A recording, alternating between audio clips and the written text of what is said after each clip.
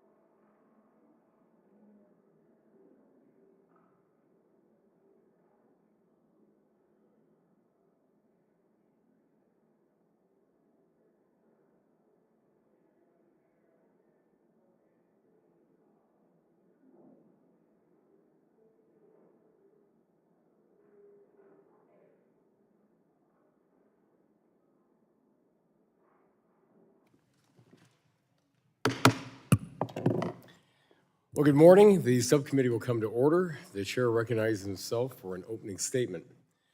Good morning and welcome to today's legislative hearing to discuss sunsetting Section 230 of the Communications Decency Act. Since 1996, Section 230 protections have allowed the U.S. tech industry to flourish.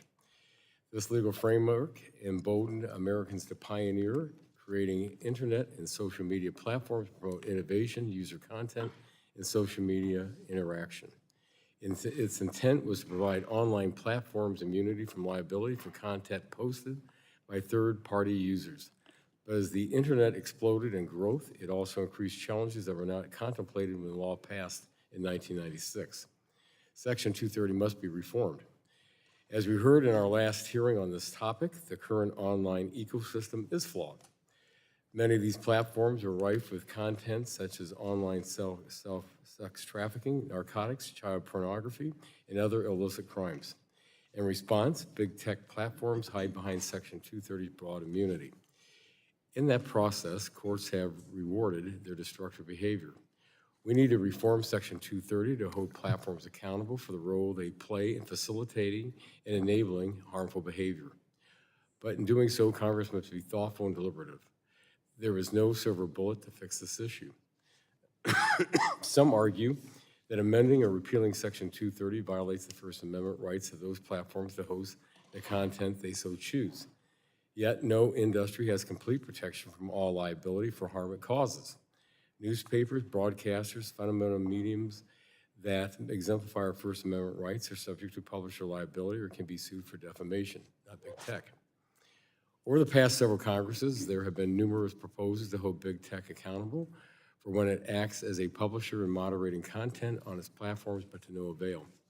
Which is why today we are reviewing a discussion draft that will sunset Section 230 of the Communications Act of 1934, effective December 31st, 2025.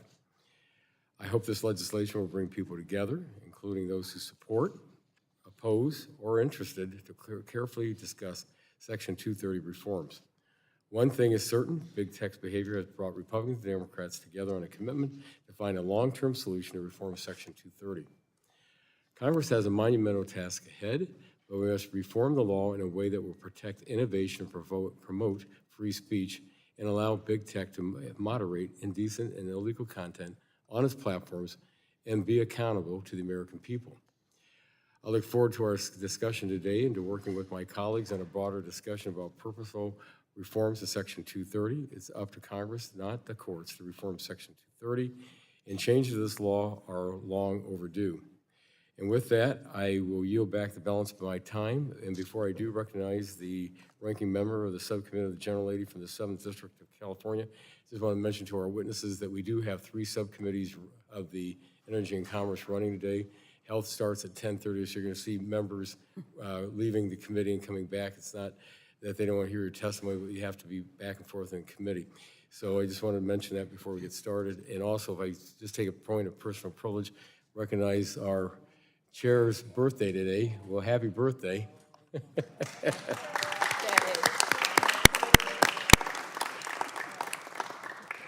And with that, I now recognize the ranking member of the subcommittee, the gentlelady from the 7th District of California, for her opening statement. Thank you very much, Mr. Chairman. Of the many critical issues within the subcommittee's jurisdiction, few are more consequential than Section 230. In both positive and negative ways, Section 230 of the Communications Decency Act has shaped our online ecosystem. Regularly referred to as the 26 words that created the Internet, Section 230 established vital protections that allowed the Internet to flourish in its early days. Without 230, it's unlikely we'd have the vibrant Internet ecosystem we all enjoy. And yet, despite this, it's clear that Section 230, as it exists today, isn't working. The status quo simply is not viable. As with any powerful tool, the boundaries of Section 230 have proven difficult to delineate, making it susceptible to regular misuse. The broad shield it offers can serve as a haven for harmful content, disinformation, and online harassment.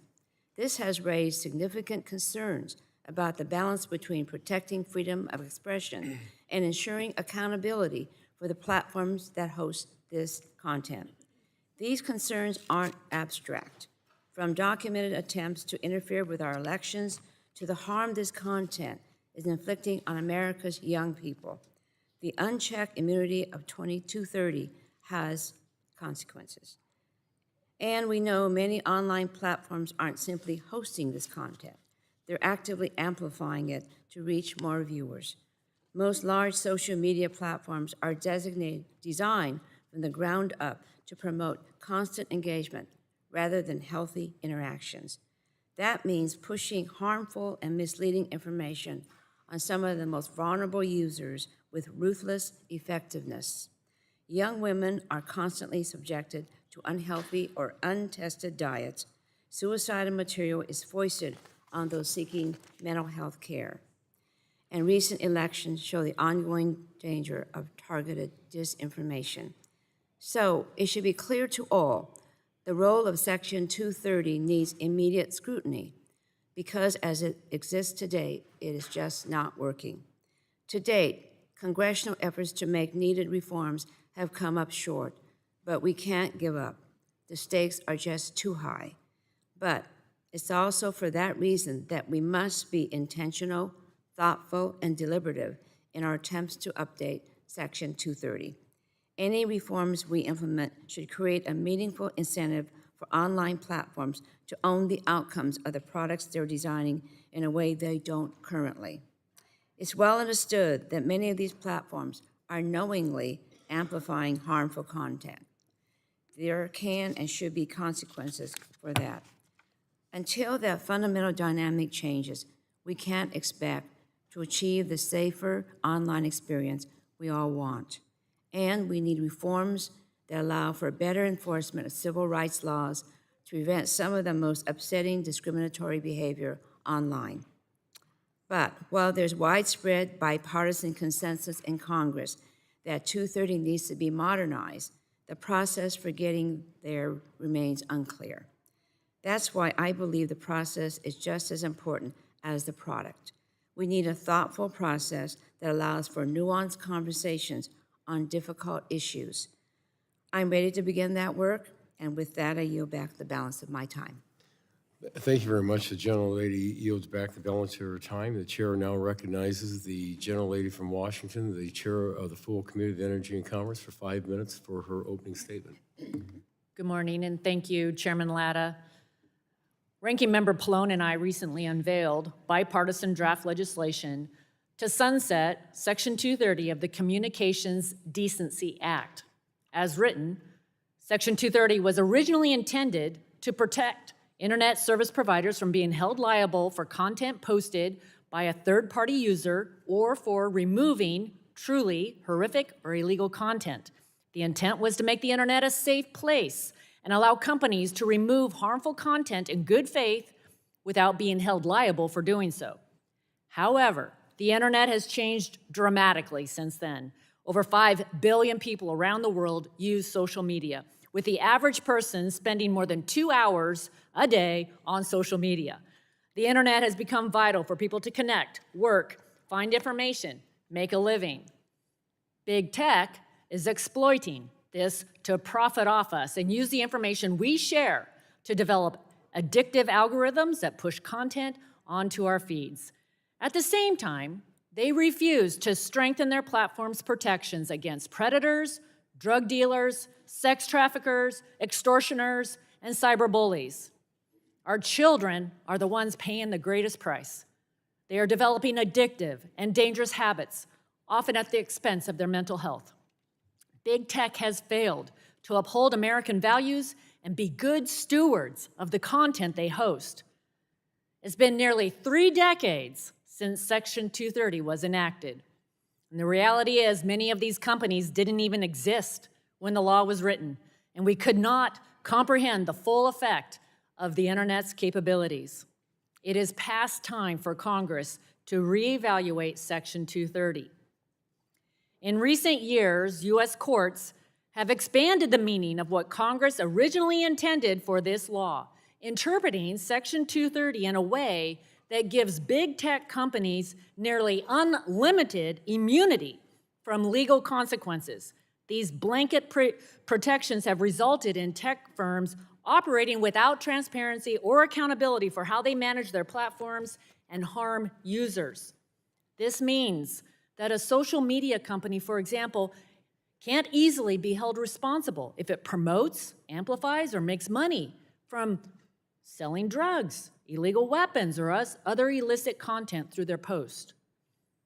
As more and more companies integrate generative artificial intelligence technologies into their platforms, these harms will only get worse, and AI will redefine what it means to be a publisher, potentially creating new legal challenges for companies. As long as the status quo prevails, big tech has no incentive to change the way they operate, and they will continue putting profits ahead of the mental health of our society and youth. Reforming Section 230 and holding big tech accountable has been a long-time priority of mine and Ranking Member Pallone. Last Congress, we both introduced our own legislation to reform the decades-old law. Unfortunately, tech companies did not engage with us in meaningful ways and offered no solutions or reforms. Ultimately, no solutions or reforms were made. And big tech is satisfied with the status quo, so much so that they've become masters at deception, distraction, and hiding behind others in order to keep Section 230 unchanged. That's why we're taking bipartisan action now.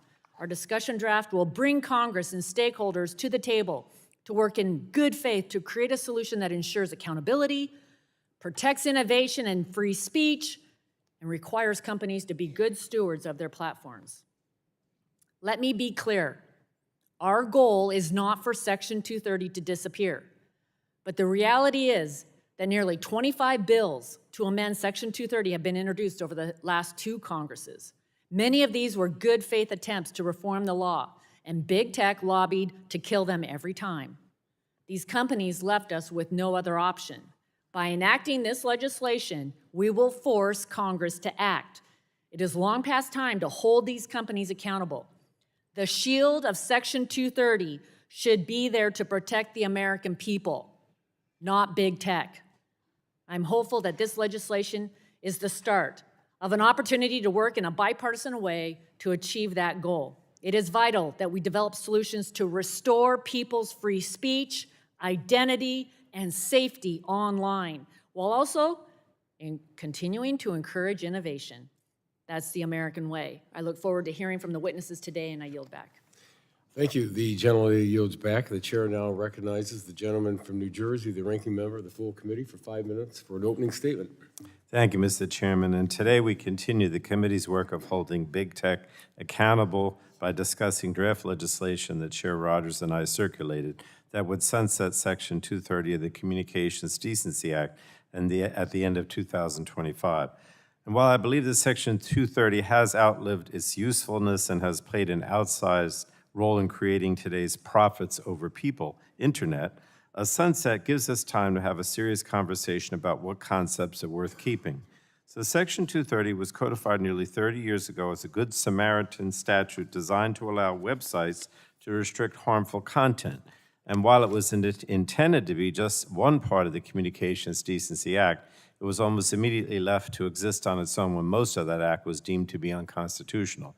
Section 230 was written when the internet largely consisted of simple websites and electronic bulletin boards. Today, the internet is dominated by powerful trillion-dollar companies, and many of these companies have made their fortunes using sophisticated engagement and recommendation algorithms and artificial intelligence to harvest and manipulate our speech and our data. And all of that is in an effort to maximize the time we spend on their platforms and to sell advertising. Unfortunately, these platforms are now are not working, I should say, for the American people, especially for our children. But that shouldn't surprise us. These companies aren't required to operate in the public interest like broadcasters, nor do they have robust editorial standards like newspapers. They're not a regulated industry like so many other important sectors of our economy. And the vast majority are publicly traded companies with a singular duty under corporate law to maximize value for their shareholders by increasing their profits. As a result, they face constant pressure to grow their user base, which these days means hooking children and teens. They introduce addictive features to keep us watching and clicking. They exploit our data to develop granular profiles on each of us to sell advertising, and then provoke our emotions to monetize our engagement. And with Section 230 operating as a shield to liability when people are harmed, making money remains the primary factor driving decisions. As a result, provocative videos glorify suicide and eating disorders, dangerous viral challenges, horrific child abuse images, merciless bullying and harassment, graphic violence, and other pervasive and targeted harmful content is being fed nonstop to children and adults alike. Just this week, a popular event and ticketing platform was found to have been promoting illegal opioid sales to people searching for addiction recovery gatherings. So, frankly, I think we deserve better than all this. And the fact that Section 230 has operated as a near-complete immunity shield for social media companies is due to decades of judicial opinions trying to parse its ambiguities and contradictions. Judges have attempted to apply it to technologies and business models that could not have been envisioned when it was drafted. And the courts have expanded on Congress's original intent and have created blanket protections for big tech that has resulted in these companies operating without any transparency or accountability. And I don't believe that anyone could come before us now and credibly argue that we should draft 230 or Section 230 the same today. But despite all of this, some courts have started to scrutinize the limits of Section 230 more closely. Moreover, major search engines have recently begun to substitute their own AI content over search results directing users to third-party sites. Not only does this demonstrate an intentional step outside of the shelter of Section 230's liability shield and raise significant questions about its future relevance, but it also upsets settled assumptions about the economies of content creators and the reach of user speech. Now, it's only a matter of time before more courts chip away at Section 230 or the Supreme Court or technological progress upends it entirely. And state legislatures are growing impatient, increasingly passing bills seeking to introduce liability to tech platforms. But for now, we're left with the status quo, a patchwork where, more often than not, bad Samaritans receive broad protection from a statute intended to promote decency on the internet. So Congress should not wait for the courts. We should act. Our bipartisan draft legislation would require big tech and others to work with Congress over the next 18 months to develop and enact a new legal framework that works for the internet of today. I believe we can work together to develop a framework that restores the internet's intended purpose of free expression, prosperity, and innovation. And I want to finally say, Mr. Chairman, I reject big tech's constant scare tactics about reforming Section 230. Reform will not break the internet or hurt free speech. The First Amendment, not Section 230, is the basis for our nation's free speech protections, and those protections will remain in place regardless of what happens to Section 230. We cannot allow big tech to continue to enjoy liability protections that no other industry receives. And I yield back, Mr. Chairman. Well, thank you very much. The gentleman yields back. This concludes member opening statements. The chair reminds members that pursuant to the committee rules, all member opening statements will be made part of the record. And at this time, we also want to thank our witnesses for being here before the subcommittee today. We greatly appreciate your testimony. Our witnesses will have 5 minutes to provide an opening statement, which will be followed by a round of questions from our members. The witnesses that are appearing before us today are Ms. Carrie Goldberg, founding attorney at C.A. Goldberg PLLC, Mr. Marc Berkman, the CEO of the Organization for Social Media Safety, and Ms. Kate Tummarello, the executive director at Engine. I would like to note for our witnesses that the timer light on the table will turn yellow when you have 1 minute remaining and will turn red when your time has expired. Ms. Goldberg, you are recognized for 5 minutes for your opening statement. And again, thanks for being with us.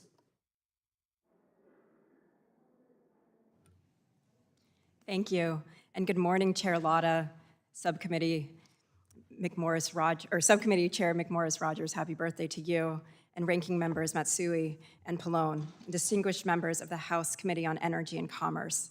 Thank you so much for inviting me to testify today.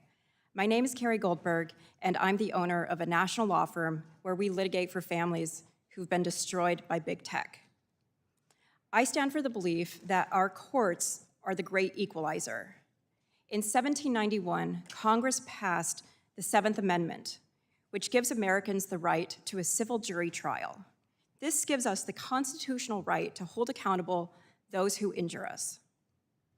And I stand against the idea that some bad actors, whether human or corporate, are too important to face their victims eye to eye, to be examined by a jury, or to pay for their harms.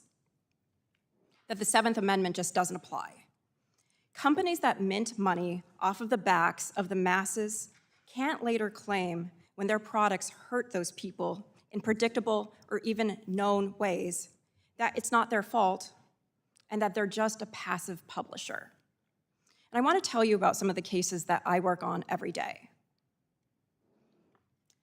A child whose murder was live posted and her family is harassed daily by people who defile her murder images.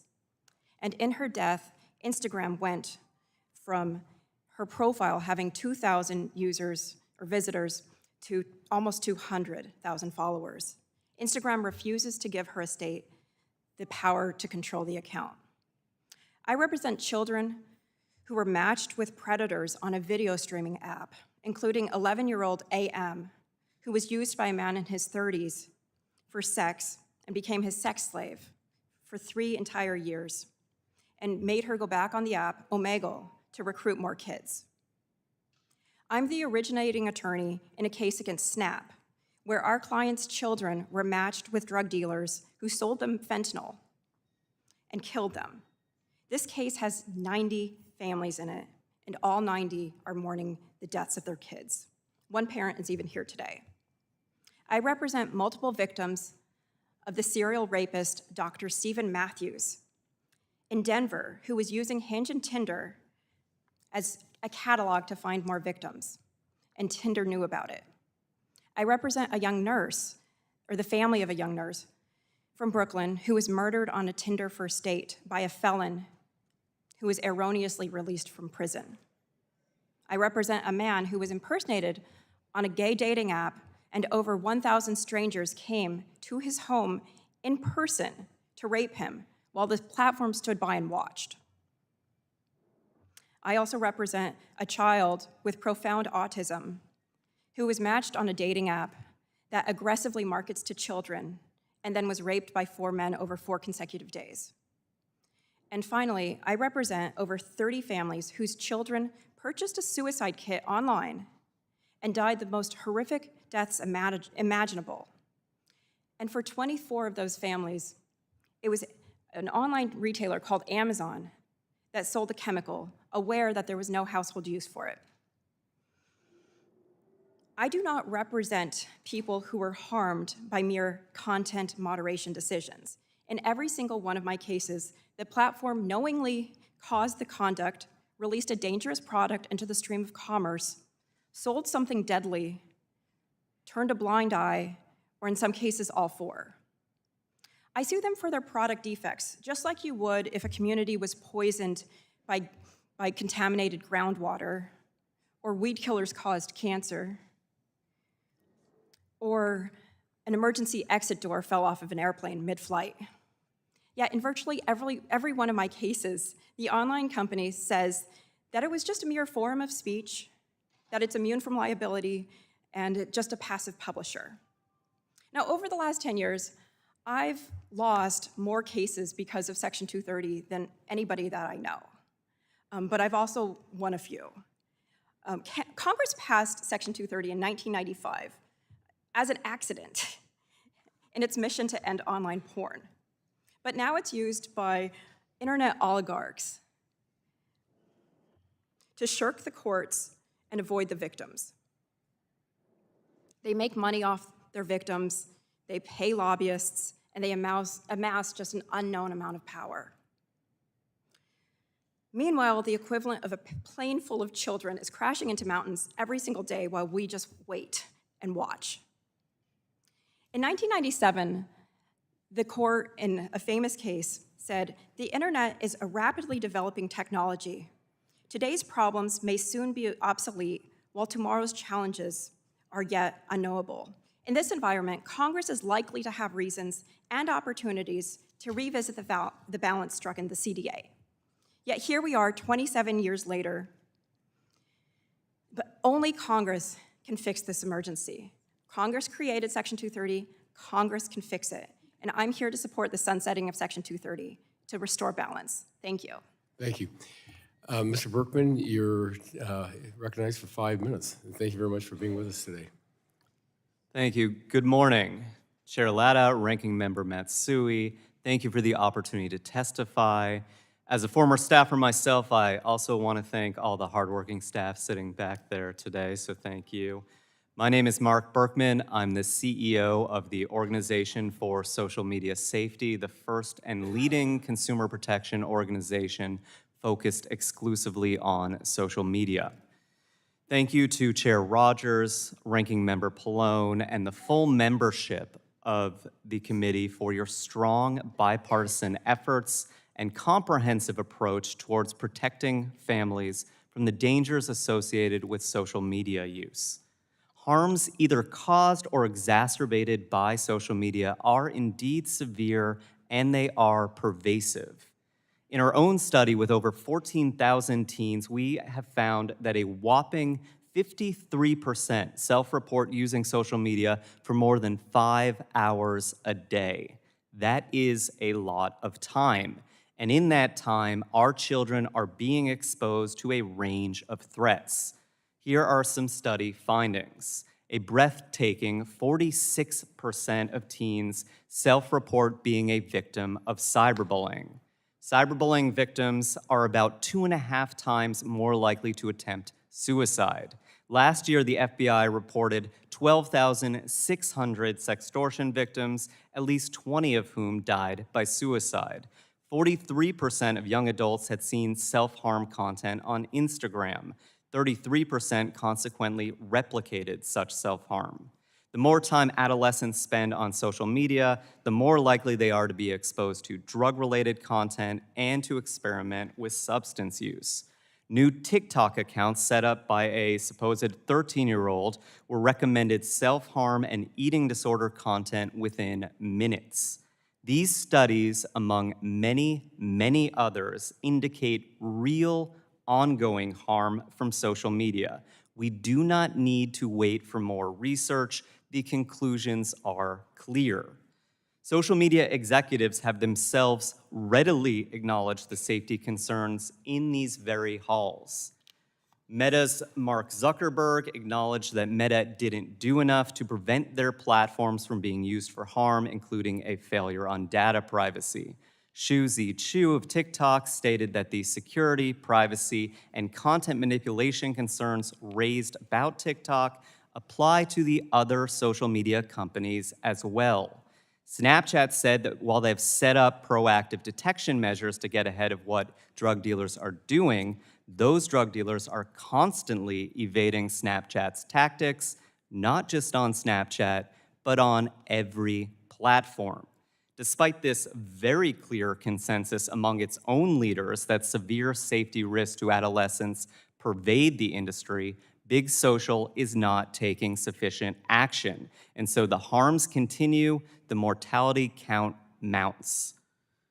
That is why we must stand in support of Chair Rogers and Ranking Member Pallone's Section 230 sunset discussion draft.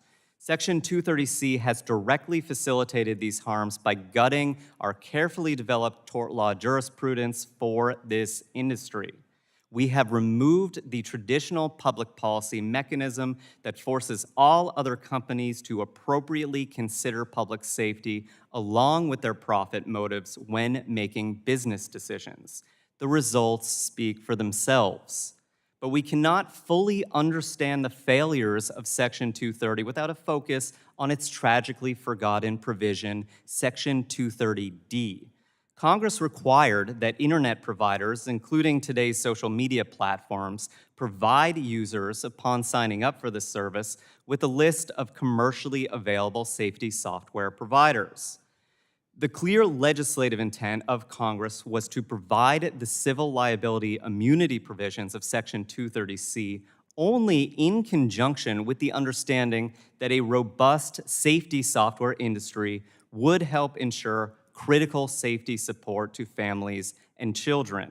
Tragically, the social media industry has consistently defied the clear mandate of Section 230D And unfortunately, Congress could not have envisioned that today's social media platforms would have to provide some level of minimal assistance to third-party safety software providers for their products to effectively function. With this essential pillar of Section 230 long forgotten and ignored, we have seen millions of children unnecessarily harmed.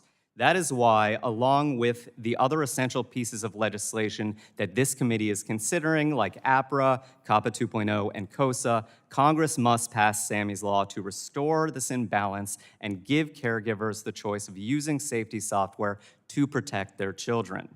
As we consider comprehensive reform, the committee should move forward with sunsetting Section 230 to bring a reluctant, unwilling social media industry to the table. If the industry wants a more tailored policy framework in place, let them finally engage in meaningful dialogue and compromise. Given the current public health catastrophe, the daily deaths, the growing harms, we need to sunset this broken system today and get to work to protect America's families. Thank you. Thank you. Ms. Tummarello, you are recognized for 5 minutes for your opening statement. Chairs McMorris, Rogers, and Lotta, Ranking Members Pallone and Matsui, members of the subcommittee. Thank you for the invitation to testify before you today. My name is Kate Tummarello, and I am the Executive Director of Engine, a nonprofit that works with thousands of startups across the country to advocate for pro-startup, pro-innovation policies. Sunsetting Section 230, especially in a little over 18 months without consensus around an alternative framework, risks leaving internet platforms, especially those run by startups, open to ruinous litigation, which ultimately risks leaving internet users without places to gather online. That user perspective is so important to these conversations. I'm incredibly grateful for the people like Carrie's clients who are willing to share their stories about the harms that can arise when people connect online. It undoubtedly helps us to understand what's at stake here. But it's also important to hear about the benefits of online communities for user expression, a perspective that isn't represented here today. So as an internet user myself, I'd like to talk briefly about a time I relied on an online community that likely couldn't exist as it does without Section 230. In the summer of 2022, I needed medical care when I had a pregnancy tragically end at 22 weeks due to a critical health problem. While I had an amazing support system of loved ones and medical professionals, I didn't know anyone personally who had navigated such a devastating loss. I was able to turn to the support of online pregnancy loss communities, sometimes on Facebook groups or through Instagram DMs, but often on small platforms that provide resources and discussion forums for pregnant women. I leaned on those communities to navigate not only surviving the emotional trauma, but also some practical considerations, like how do I get my body to stop producing breast milk because it hasn't realized that my pregnancy didn't end with a healthy baby. Since it was the summer of 2022 and there was a rapidly shifting legal landscape around reproductive health care, I saw in real time these communities shrink as women express fear not only about seeking care, but even about talking about seeking care online. And we've since seen states propose making it illegal to offer support to people seeking reproductive health care, including operating an internet service that facilitates users sharing information. Currently, Section 230 is what would prevent that small platform for pregnant women that I used from having to endure expensive and time-consuming litigation anytime one person wants to see another person's content about reproductive health removed from the internet. My personal story is about pregnancy loss, but you can substitute in any other controversial topic, religious beliefs, fertility treatment, hunting gear, the Me Too movement, political organizing, etc., and see the same consequence. If an internet platform could be sued or could be even threatened with a lawsuit over the content created and shared by its users, the platform will have an incredibly hard time justifying hosting that content or anything that comes close. Not only does that put those platforms in the very expensive and time-consuming position of having to find and remove lawful user speech they might want to host, it means dramatically fewer places on the internet where people can have these kinds of difficult but necessary and, for me, life-saving conversations.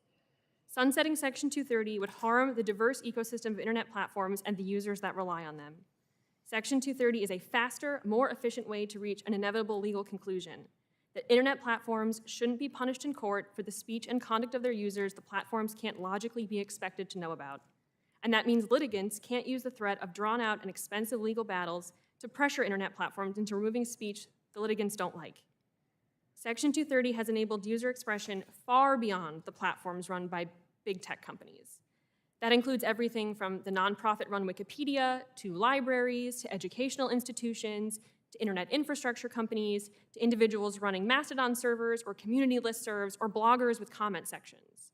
And it works for startups and Engines Network, like those that build local communities through events, create safer dating experiences, facilitate conversation about current events, support educators, help small businesses find customers, and much more. We know that startups with limited budgets and small teams invest proportionally more in content moderation than their larger counterparts. They have to. They need their corners of the internet to remain safe, healthy, and relevant if they want to grow. But they don't have the thousands of content moderators that large tech platforms employ, and they can't always buy or build content detection and removal technologies, neither of which is a silver bullet option. Startups are also least equipped to handle the costs of litigation. The average seed stage startup has about $55,000 per month to cover all of its expenses. Contrast that with the cost of defending against a lawsuit, which can cost hundreds of thousands of dollars, even if the startup were to ultimately prevail. It would always be in the best option for a startup's bottom line to just avoid the lawsuit altogether, even if that means removing user content it would otherwise host to the detriment of its users.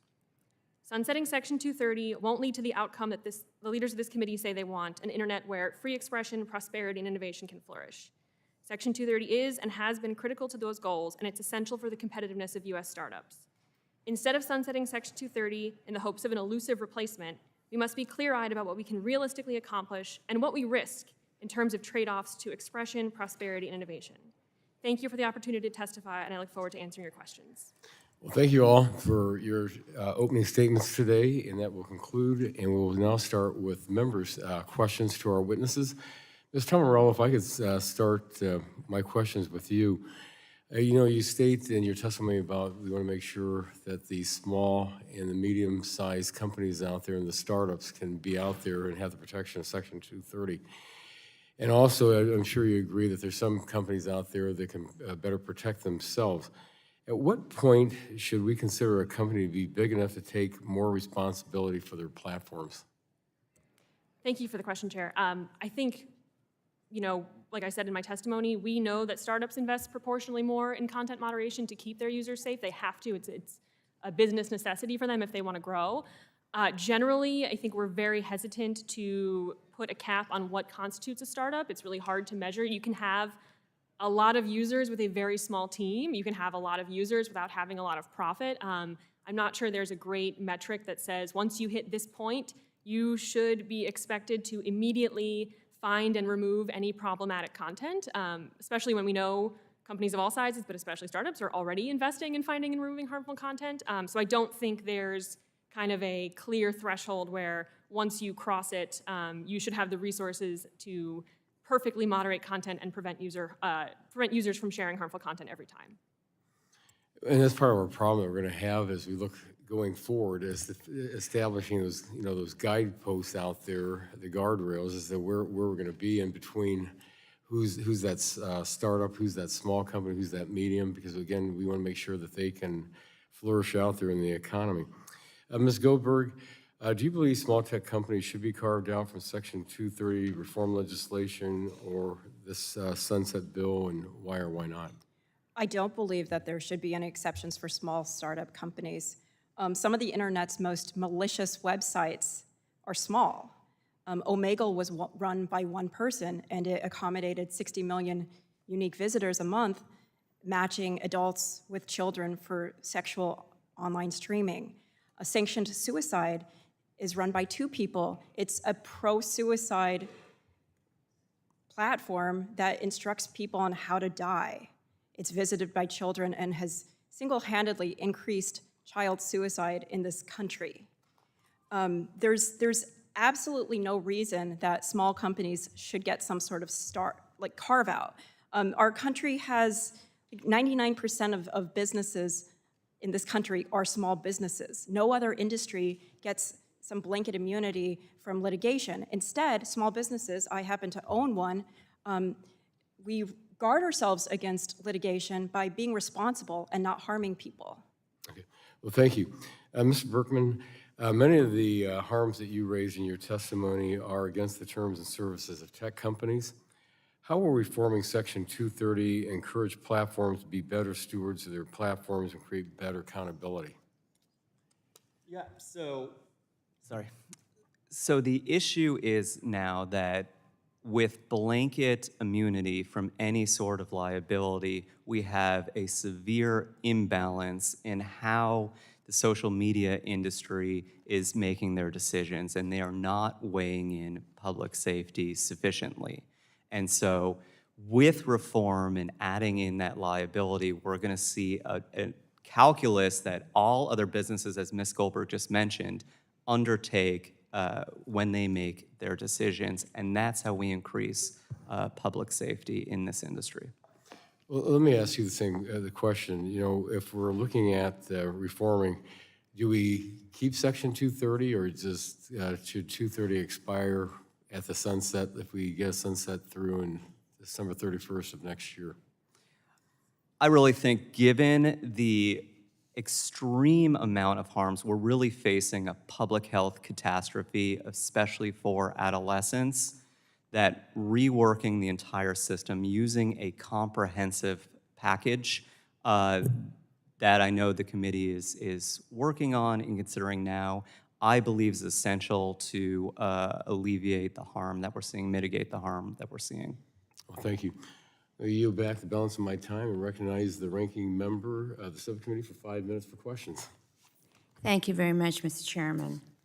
As a grandparent, I can tell you one of the things that concerns me the most is the treacherous online environment America's young people are forced to navigate, from cyberbullying to content encouraging disordered eating or self-harm.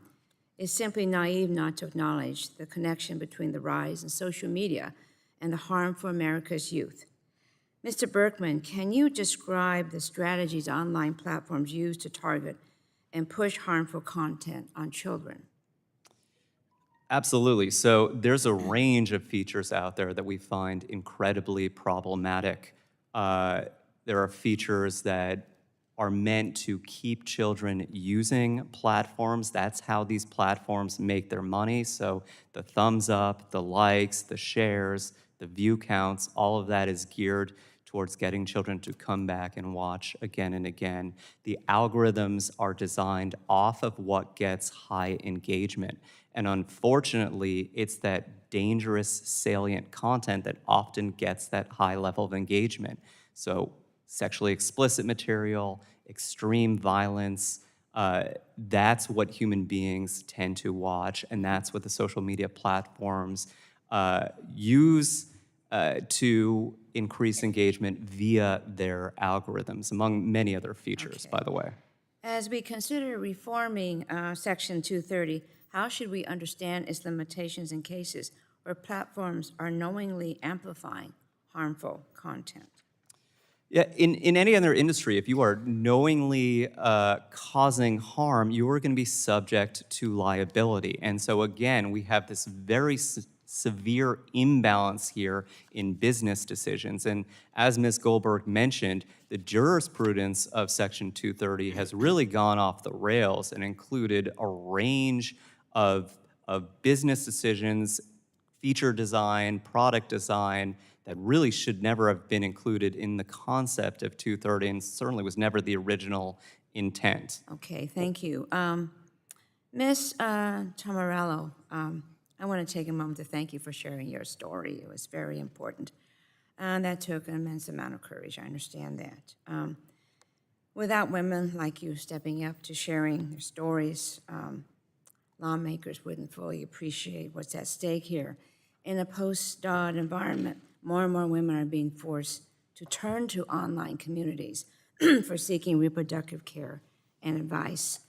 Ms. Tummarello, given your own personal and professional experience with pregnancy law, what effect do you believe a full sunset of Section 230 without a viable replacement could have on a woman's ability to find communities for reproductive care online? Thank you so much for the question, Congresswoman. This happened to me 2 years ago, but I have remained an active member of these online communities since then in the hopes of kind of paying it forward because those women helped me so much. And again, every day that I log on to the forums or check a Facebook group, I see a woman express fear about being able to seek the care she needs. I worry deeply that not only will she not be, those women won't have the platform to express that fear, they won't have the platform to find the support and information they need. And I think as, you know, this is just the perfect example of the kind of content that, you know, women who suffer from pregnancy loss, I don't think anyone's trying to harm them, right? And no one, I don't think anyone's intending to repeal 230 to get at women like me, but I do really worry that's the unintended consequence here, and I don't want the women who are dealing with this today and in the future to not have the resources I had and have the community that I was able to lean on, because, again, for me, it was life-saving. Okay, well, thank you very much. In California and other regions of the country, judges are increasingly interested in hearing cases concerning the design of platforms themselves rather than suits about specific content. These cases represent a novel approach for addressing the harms of social media in a way that isn't immediately dismissed because of Section 230. Ms. Goldberg, while I'm glad these cases are increasingly viable, what are the legal limitations of this approach? Thank you. My firm pioneered the product liability theory in 2017, and in the Second Circuit, the court said that even using a product liability approach where we said these features are defective, it still was prone to Section 230 immunity. Now, thankfully, in the Ninth Circuit, the courts are saying, well, if you don't sue for a publication problem, then it's not vulnerable to Section 230. But I think it's important to remember that when we're talking about removing Section 230 immunity, it doesn't create a pathway to where these companies just suddenly are liable. Like in Ms. Tummarello's heartbreaking situation, it doesn't mean that suddenly the First Amendment doesn't apply to those platforms and they suddenly have to remove all the content. There still would have to be somebody who's injured from a platform decision. And I think it's important that we not confuse. Excuse me, the gentlelady's time has expired. Oh, Pardon me. sorry. I'm sorry. I'll ask, I've other questions I'll ask. Okay, thank you. Thank you. The chair recognizes the gentleman from Pennsylvania for 5 minutes for questions. Thank you, Chairman Latta and Ranking Member Matsui, for holding this hearing on Section 230. And thank you for our witnesses for giving their time and your compelling testimony. As I stated in our hearing last month, as a doctor, as a father, as a grandparent, I understand how important our children's well-being is, particularly their mental health. This is particularly true as more and more children have access to smartphones, the internet, and specifically the content that these devices bring to them. We need to make sure that they are not interacting with harmful or inappropriate content, and Section 230 is only exacerbating this problem. We here in Congress need to find a solution to this problem that Section 230 poses, and I'm glad that we can walk through the potential reforms and the solutions here today. Mr. Berkman, what are the good parts of Section 230, and how can we reform the text so that we get back to the original text and the original intent of Section 230? I appreciate the question, and I'll start my response by highlighting Section 230D.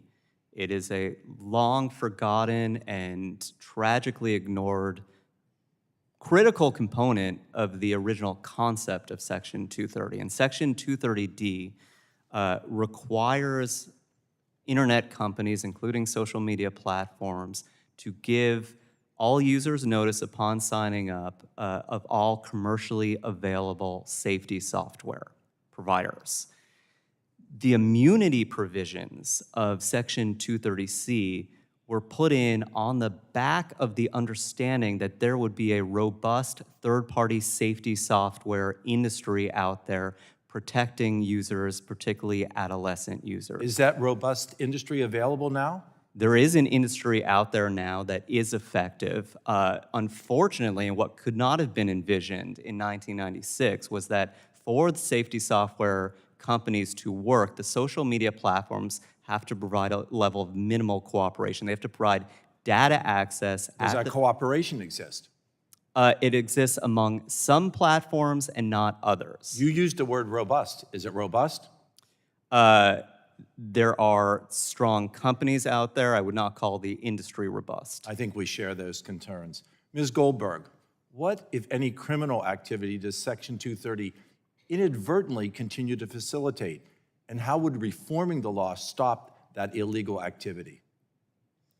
Well, Section 230 has basically given the tech industry a pass to allow the trafficking of children on its platform, the trafficking of drugs, matching children with predators, the sale of suicide chemicals, inciting violence. And even though there is supposedly a carve-out for federal crimes, our DOJ never holds our tech industry responsible for crimes that happen on the platforms. So with the removal of Section 230, we empower the people who are injured to take action where the government doesn't. Do you feel that the nefarious acts that you just elicited, do you feel that those continue to exacerbate the problems with mental illness that we see in children and young adults? 100%, especially because these platforms not only turn a blind eye to the bad things that happen, but they often promote them. My final question is for all the witnesses. There is debate happening right now that if Congress is going to amend Section 230, whether it should do so on a carve-out or carve-in basis, whether to pursue a more comprehensive approach. Can you speak to the pros and cons of each of these approaches? And I'll start with you, Mr. Berkman. I would say we want to see comprehensive, significant reform, and that's why we're really supportive of Chair Rogers and Ranking Member Pallone's discussion draft here. It needs to be sunset and reworked. So the pros of doing carve-ins means that the social media industry is at the table and providing real compromise that is reasonable. The pro of starting over again means that we're potentially going to get a very robust system that works. Either way, with the discussion draft, we need them at the table, having the discussion as well. Ms. Tummarello, from your perspective and from your personal experience, how would you weigh in on this? You just mentioned the gentleman only has 5 seconds left, so you can make a real quick statement. Okay, I would say generally Engine is wary of kind of carve-outs, carves-in. We think we want a framework that works for the whole internet. Startups want to grow. They need to be able to know they're not going to have to rework their entire business model when they hit some arbitrary threshold. But as my story illustrated, as a user, free expression across the internet depends on 230, and so picking and choosing who gets 230 I don't think ends with more free expression and more innovation. Mr. Chairman, my time has expired and I yield back. The gentleman's time has expired, and the chair now recognizes the ranking member of the full committee, the gentleman from New Jersey, for 5 minutes for questions. Thank you, Mr. Chairman. Just yesterday, it was reported, and I mentioned in my opening, that a popular event ticketing platform has routinely allowed users to post messages selling drugs, fake Social Security numbers, fraudulent online reviews, and other illicit things. But the platform didn't just allow these messages to exist on the platform. Using its algorithm, it pushed these posts to vulnerable users.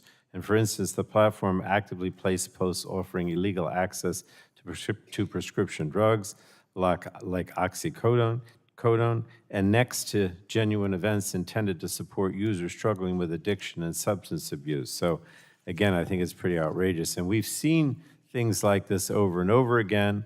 And I don't think these platforms, they're not going to clean up their act or make their platforms safer without major changes to the law. So, Mr. Berkman, sometimes we hear from people that they don't understand the harm we're attempting to address. Is it surprising to you that an online platform would engage in this type of activity? Absolutely not. We've been seeing that specific harm for years. DA Administrator Milgram has said for multiple years now that all the major platforms have issues with illicit drug trafficking. There was also issues that are well known with human trafficking, trading of CSAM material. All platforms operating in this space have clear constructive notice that this is a danger and it is harming many, many Americans, particularly children. Well, thank you. Now, I'm going to ask each of you, but just say yes or no, because I have other questions for Ms. Goldberg. Do you believe that any company should be able to use Section 230 to escape liability for harms caused by the type of conduct I just described? Ms. Goldberg No. and Mr. Berkman No. and Ms. Tummarello? And 230 doesn't protect companies that do commit federal crimes, including the ones you described. Okay. Now, I understand that these platforms allow for speech, expression, and association that has changed the landscape for the exchange of ideas. But in my opinion, free speech isn't a business model. They're selling, advertising, and making money. And unlike most other industries in America, Section 230 allows platforms to make business decisions without having to give a second thought to whether and how the platform could be used for destructive purposes. So let me ask Ms. Goldberg, and then I'll go to Mr. Berkman again. Ms. Goldberg, it seems like some plaintiffs are beginning to have success in cases against big tech companies on product liability claims. And you did actually mention some of your cases, but do you think there's still a need for Congress to sunset Section 30 even with that? 100%, there's still a need. What we're finding is that courts don't know what to do. Their decisions are inconsistent. We still have the Ninth Circuit applying the Second Circuit law, and they always say that they're looking for Congress for clarity. Okay. So, Mr. Berkman, your testimony details the platforms are knowingly causing harm to children, and without fundamental reforms to Section 230, can we expect that platforms are going to do anything more than the bare minimum, even if we placed other regulatory requirements on them? We can expect continued harm without additional regulatory requirements, including a significant reform of 230, passage of Sammy's Law, and other legislation that the committee is considering comprehensively. They have known about these harms for years. They have provided talking points in these halls to the press about the actions they're taking, yet the harms continue and casualties rise. Well, thank you. I mean, you know, I don't get too many people that come here or say to me or Chair Rogers that, you know, Section 230 shouldn't be changed. There might be somebody out there that will say they love the status quo, but they don't articulate that very often. But many of them will say, well, let's just make the changes. We don't need to sunset it. But obviously, you disagree. You think that doing the sunset is important. Well, I think we do want to get it right here. I am a long time, have a deep, deep appreciation for the legislative process and the process in Congress, and that means getting all the stakeholders meaningfully at the table, because we want to get the legislation right. And what I really appreciate about the strategy of your discussion draft in the sunsetting is that the social media platforms have become so reliant on Section 230 and their dangerous business decisions that providing a sunset will meaningfully get them to the table and get us legislation that works. All right. Thank you so much. Thank you, Mr. Chairman.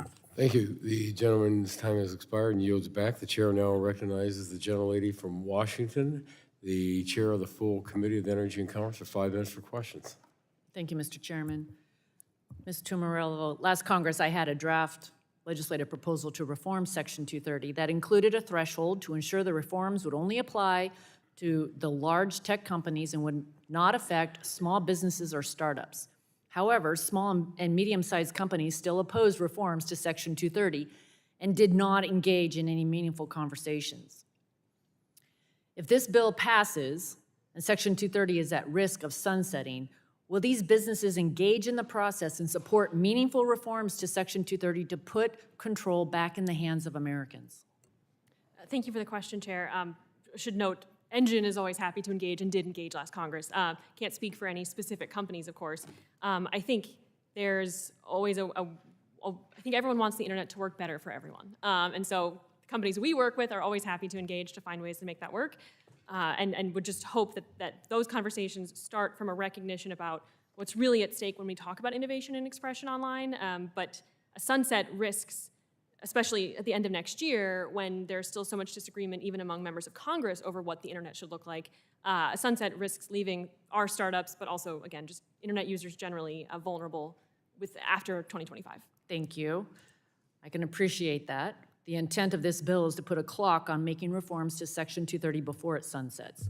With the various proposals out there, there's no shortage of options, and I believe that we can come together and that we must start now.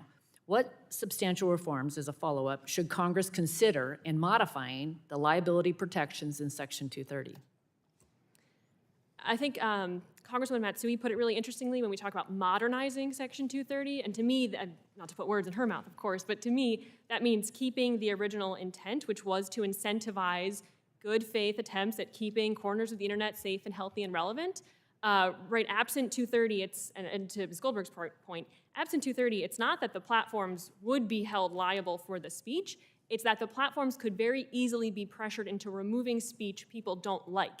And again, to my personal story, that scares me when we talk about controversial or vulnerable populations online. So I think anything that maintains the framework that allows a platform to quickly and easily get a lawsuit over user content dismissed, that kind of framework needs to continue as Congress thinks about 230. Thank you. Ms. Goldberg or Mr. Berkman, do you have anything to add? I'll add that the problem with Section 230 and any accusation against a platform is that they say that everything is speech, that basically if a user has a profile or contributes anything, no matter how much the platform does to develop it, to promote content or use its algorithms or generative AI, they say if a user had any content whatsoever involved, then anything that stems from it should be immune from Section 230. The other thing is that when we're talking about content removal, like Ms. Tummarello is talking about, there still has to be a cause of action. So a platform simply succumbing to pressure and political pressure or fear of posting controversial stuff, it doesn't just create a tort that anybody can sue under. So I don't actually understand the basis for the concern that suddenly the gateways of litigation are going to open. Okay, Mr. Berkman? I wholeheartedly agree with Ms. Goldberg. I think the fear here is overwrought. Tort law jurisprudence has been around for hundreds of years. All other businesses work by it. To bring a suit, you need a meritorious case on its face. And on the flip side, the concern about removing content aggressively, unnecessarily, that would indicate that they have the ability to be removing all of the illegal, uncontroversially dangerous content that's on there now. If they could start picking and choosing out there anything that might be in the gray area. The focus here is removing what it would be a tort, what is causing severe harm, ensuring that they're doing that in a way that is not negligent, grossly negligent, or reckless. Okay. Yes, one of the main concerns with reforming Section 230 is around the potential of incentivizing frivolous lawsuits from trial lawyers. In the time remaining, would you just speak a little, Ms. Goldberg, as a follow-up, would you speak to, if we reformed or if it went entirely away, how do you believe the landscape would change? Rule 3.1 of the Model Rules of Professional Conduct forbids the filing of frivolous lawsuits. Okay. Will be sanctioned. Okay. Yeah, more to come. I yield back. Thank you. The gentlelady yields back. The chair now recognizes the gentleman from Florida's 9th District for 5 minutes for questions. Thank you, Chairman. The year was 1996. We marveled at the groundbreaking special effects of Independence Day. Weezer released the indie cult classic album Pinkerton, a personal favorite, and Section 230 was born out of a concern to protect the nation internet service providers that came out of Stratton Oakmont v. Prodigy Services. Remember those guys, right? Yeah. New York case, it's a New York case that found that internet service providers could be found liable for content posted on their websites. And so 230 protected ISPs from liability from content posted by third parties. Since then, internet companies have become a powerhouse of innovation and our economy. They also developed algorithms that amplify posts so they aren't always passive participants in their platforms. And the harms we know, sadly, are many, enabling sexual assault, bullying, identity theft, addiction, anorexia, and more. And so we see a sunset bill that's been filed by the chairwoman and our ranking member. That is a bold move, and maybe the road we're headed down. I believe the key is to adopt comprehensive principles, a duty to protect identity and personal information, preventing crime and libel, and especially stopping exploitation of our kids. Our major tech companies are some of the most innovative companies in America. My challenge to them is work with us to develop these principles and the tools to enforce them. Protecting our fellow Americans and improving trust in popular platforms is good business, and it's the right thing to do. Locally in Central Florida, we saw an innocent UCF student, Alex Bouguet, whose identity was stolen in an account that was created to then criticize and make racist comments towards a Georgia state legislator. This action wrecked his life.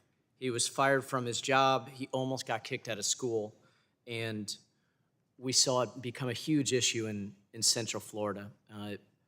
Ms. Goldberg, we just filed the SHIELD Act last week, which would create a duty to take down posts where someone's identity was stolen, whether it's directly or by use of a social media account. Right now, if a bill like this didn't pass, what recourse would Mr. Bouguet have or others? Well, right now, without the SHIELD Act that you're proposing, the man in Florida would have no rights to go after the platform that was knowingly publishing the personal content. I mean, the same thing happened to my client Matthew Herrick, where somebody was impersonating him on a dating app and sent over 1,000 men to his home, thinking that he wanted them to fulfill his rape fantasies. He was thrown out of court. Well, thank you. You know, we see it from subject matter jurisdiction to negligence and other legal concepts, this common principle that affirmative acts can give rise to duties and liabilities under law. And so my second question to you is, where is the line from being a passive platform, simply hosting a virtual town square, to being an active participant in a platform and really availing themselves of duties? Every single platform that gets sued will say that they're just a forum for speech, that they're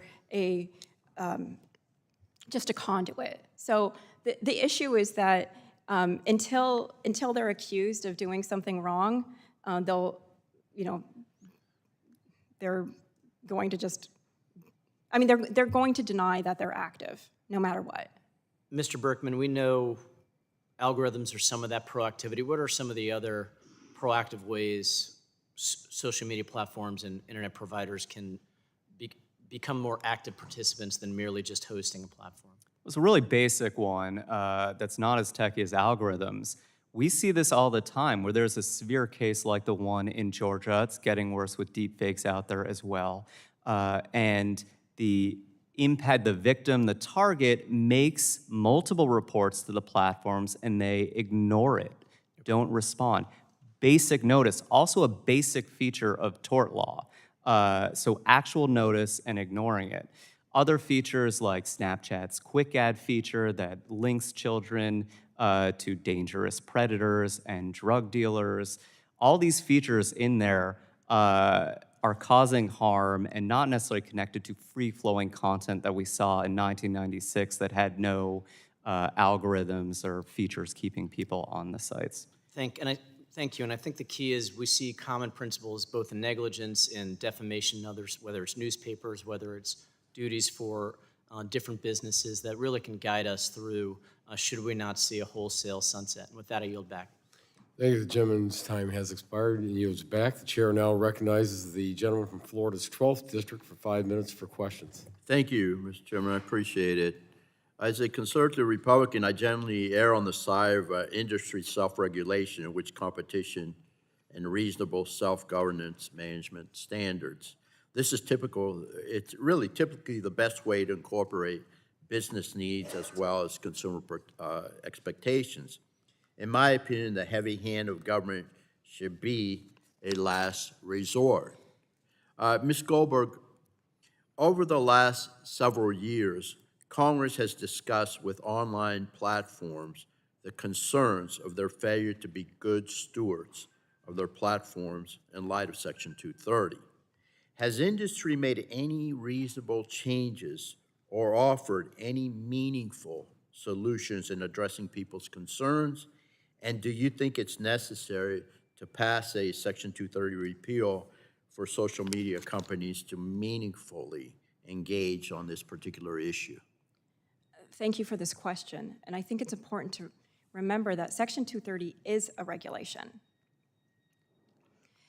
I feel that in the 10 years that I've been litigating against tech companies, there has been no meaningful reform in their day-to-day operations. If anything, the products have become more sophisticated with algorithms and generative AI, and there's more pronounced advertising, data mining, and targeting at children. I feel, if anything, the absolute urgency of reform is now.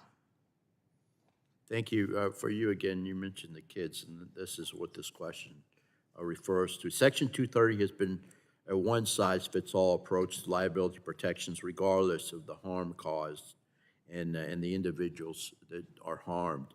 As this committee has developed privacy legislation, we have incorporated a higher degree of protection for children because of their unique vulnerabilities online. I'd like each witness, if you can, please, each witness to answer this particular question. In whatever policy takes shape as a replacement to current Section 230 protections, do you think that we should consider different liability protections for social media companies when they engage with children than those made for adult consumers, and why? So we'll start with Ms. Goldberg, please. Thank you. I do think that we have to treat companies that target children differently.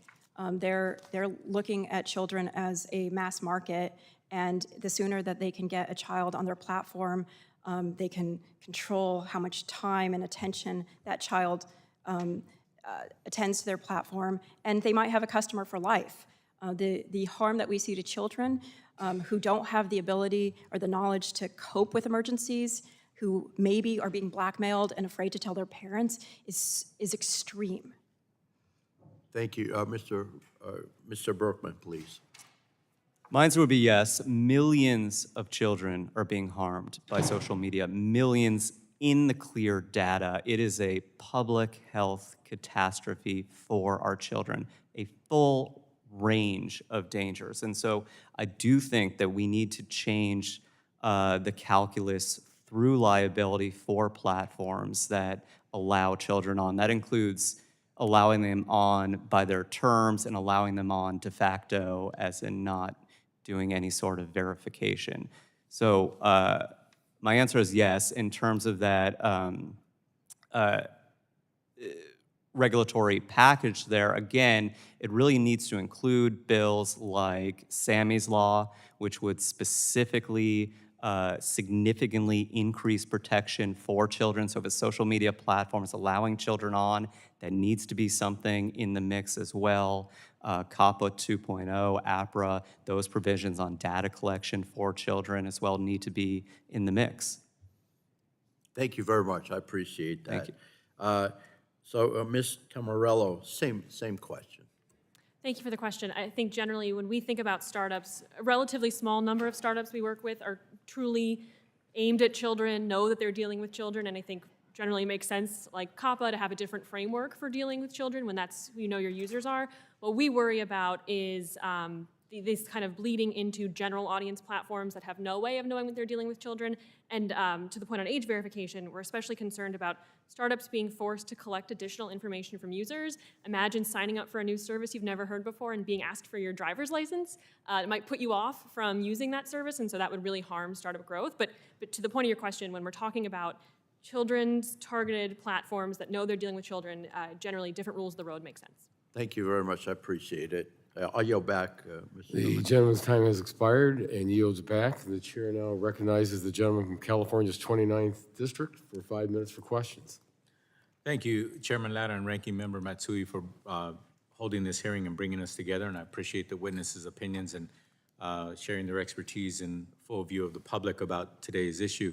I'm glad that we're discussing a path forward to holding online platforms accountable in the form of the chair and ranking member's proposal to sunset Section 230 today.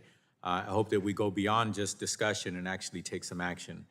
In my time in Congress, I've participated in multiple hearings where we've heard repeatedly from CEOs of large online platforms that they take our concerns very seriously and are working hard to address them.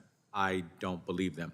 What has consistently followed is that these companies, often worth billions of dollars and traversing an atmosphere of $1 trillion or more annually, have failed to meet the moment and address the societal harms that are proliferating on their platforms. As we've heard from our witnesses' testimony today, there are very real risks to public health in allowing things to continue as they've been. There are also risks to our democracy, as authoritarian adversaries abroad have repeatedly demonstrated that they are willing and able to fill our online spaces with false information and designed to push their interests and undermine our institutions.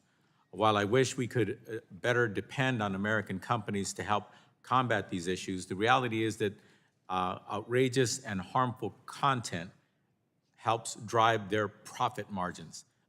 That's the online platforms. I'll also highlight, as I have in previous hearings, that the problem of harmful mis- and disinformation online is even worse for users who speak Spanish and other languages outside of English as a result of platforms not making adequate investments to protect them. I have a question for Ms. Goldberg. In your testimony, you referenced the sophistication of technology we're dealing with now as compared to when Section 230 was created. Especially, you mentioned that Internet's ability to overturn elections, spur genocides, and coordinate government takeovers, among other large-scale societal harms. In Congress, it can often take a long time before we take a second crack at getting something right. Ms. Goldberg, as we consider how to implement a regulatory framework that can effectively deal with these threats, how do you make certain we are writing policy that can keep pace with technological innovation, and what blind spots should we be looking out for? Thank you for this question, and I think it's a glaring travesty that social media companies invest so much into English-speaking content moderation at the expense of the languages. I think it's like 87% of content moderation is in English on Facebook, and that was revealed by whistleblower Frances Haugen. When we're thinking about Section 230, we really need to be, and how to modify, I think instead of drafting laws that are specific to technology, which is always going to change, we have to be thinking about harms and the duty that platforms have instead of the technology. Thank you. Public shaming has happened in these committees where we have CEOs in front of us and they give us all kinds of somewhat apologetic answers or what have you. Mr. Berkman, do you have any thoughts on how we can ensure that platforms make more equitable investments in moderating harmful content in languages other than English? Yeah, I really appreciate that question, and I also appreciate the sentiment that you're hearing from the industry, and they're telling you that they're working very hard. They probably also told you that they're using proactive detection measures, they're using industry-leading techniques. The problem is that millions of children are being harmed, and many are dying on social media. The question to equity goes to sufficient trust and safety processes and staffing. And when we're talking about supporting innovation here for smaller businesses, we have to realize that every other industry in this country is subject to our historical tort law. And that innovation happens within that context because it requires the balancing of the profit motive and safety. And so in terms of ensuring that trust and safety staff and AI algorithms can keep pace with evolving risks in other languages, that is a basic trust and safety operation. And the failure to properly staff that is negligent or even reckless. And so amending, reforming 230 and the liability protections here is essential. Thank you for your testimony and your answers to my questions. My time has been expired. I yield back, Mr. Chairman. The gentleman's time has expired and yields back. The chair now recognizes the gentleman from Michigan's 5th District for 5 minutes for questions. Thank you, Mr. Chairman, and thanks to the panel for being here. Section 230 has allowed the internet ecosystem to grow and thrive in the United States, for sure, but after 3 decades, it's time that we evaluate whether the current model is still benefiting our constituents and businesses. As technology has evolved, the problems consumers face online have evolved and expanded, and we've talked about that today. Illegal activity and harmful content seem to be rampant on big tech platforms, especially impacting the mental health, safety, and security of our children and teens. We've also heard many stories from our constituents who have had their content censored, taken down, or flagged without real reason or recourse, and that's a problem. But we can't throw the baby out with the bathwater. We need to create an environment that allows the U.S. to continue leading in innovation, one that works for consumers and businesses alike and protects children and increases the freedom of expression online, all of that being a good thing. Mr. Tummarello, in your testimony, you discuss why sunsetting Section 230 is the wrong approach. I also have some of the same concerns. In your opinion, what is the right approach, and do you think the status quo is sustainable, especially when we see so many harms occurring on these platforms? Thank you for the question, Congressman. Obviously, Congress is very interested in talking about an alternative framework, so clearly the status quo isn't working for the members of Congress who get to write the laws. I think anytime we're talking about 230 reform, right, sunset is kind of a very blunt tool and appreciated as a negotiating tactic. And it's supposed to be. Yes, but as a law, it's quite a way to make a change. I think we would love to see Congress engage in kind of a nuanced conversation that starts with an understanding of the way that the internet and content moderation online works for all platforms. A lot of the conversation today is focused on big tech, which is understandable. They have a wide reach. But Engine works with thousands of startups across the country and every district represented here. And those are the companies that really need 230. So until we can start kind of from a place where that's the constituency we're worried about protecting, I worry that a sunset brings people to the table, but not in time to get something done before the end of next year. Okay, well, time will tell, I guess, with the sunset, but hopefully the table will be full of people aggressively trying to work to the solution. Mr. Berkman, I appreciate you mentioning my bill, COPPA 2.0. In your testimony today, Section 230 reforms would obviously address content, but to fully safeguard young people online, why is it also important to increase privacy protection specifically for children and teens? Yeah, well, first of all, I think 230 reform, as we've talked about, the jurisprudence has gone far beyond what I think 230 originally intended. So that is design features, that is marketing to children through content, and other harms that are happening through social media that weren't within the original intent of just posting on an old school website. Privacy is particularly concerning because of the amount of information that children are sharing, including significant information, and that can be used for a range of harmful purposes, from manipulative advertising to exploitation and extortion. So we really support COPPA 2.0, especially the eraser part of that and the ability to delete existing information that young people are posting and then regretting and being harmed regarding later on in life. Yeah, and parental involvement as well. Yes. Process. Thank you. Ms. Goldberg, as I said in my opening, technology is always changing and new challenges come with it, and it's happening faster all the time. During our last Section 230 hearing, we heard from 3 professors that Section 230 should not apply to generative AI. Do you agree? And why? I do agree that Section 230 should not apply, and if we read it the way it was intended, generative AI is generated by the platforms, and Section 230 was not intended to immunize platforms for their own content.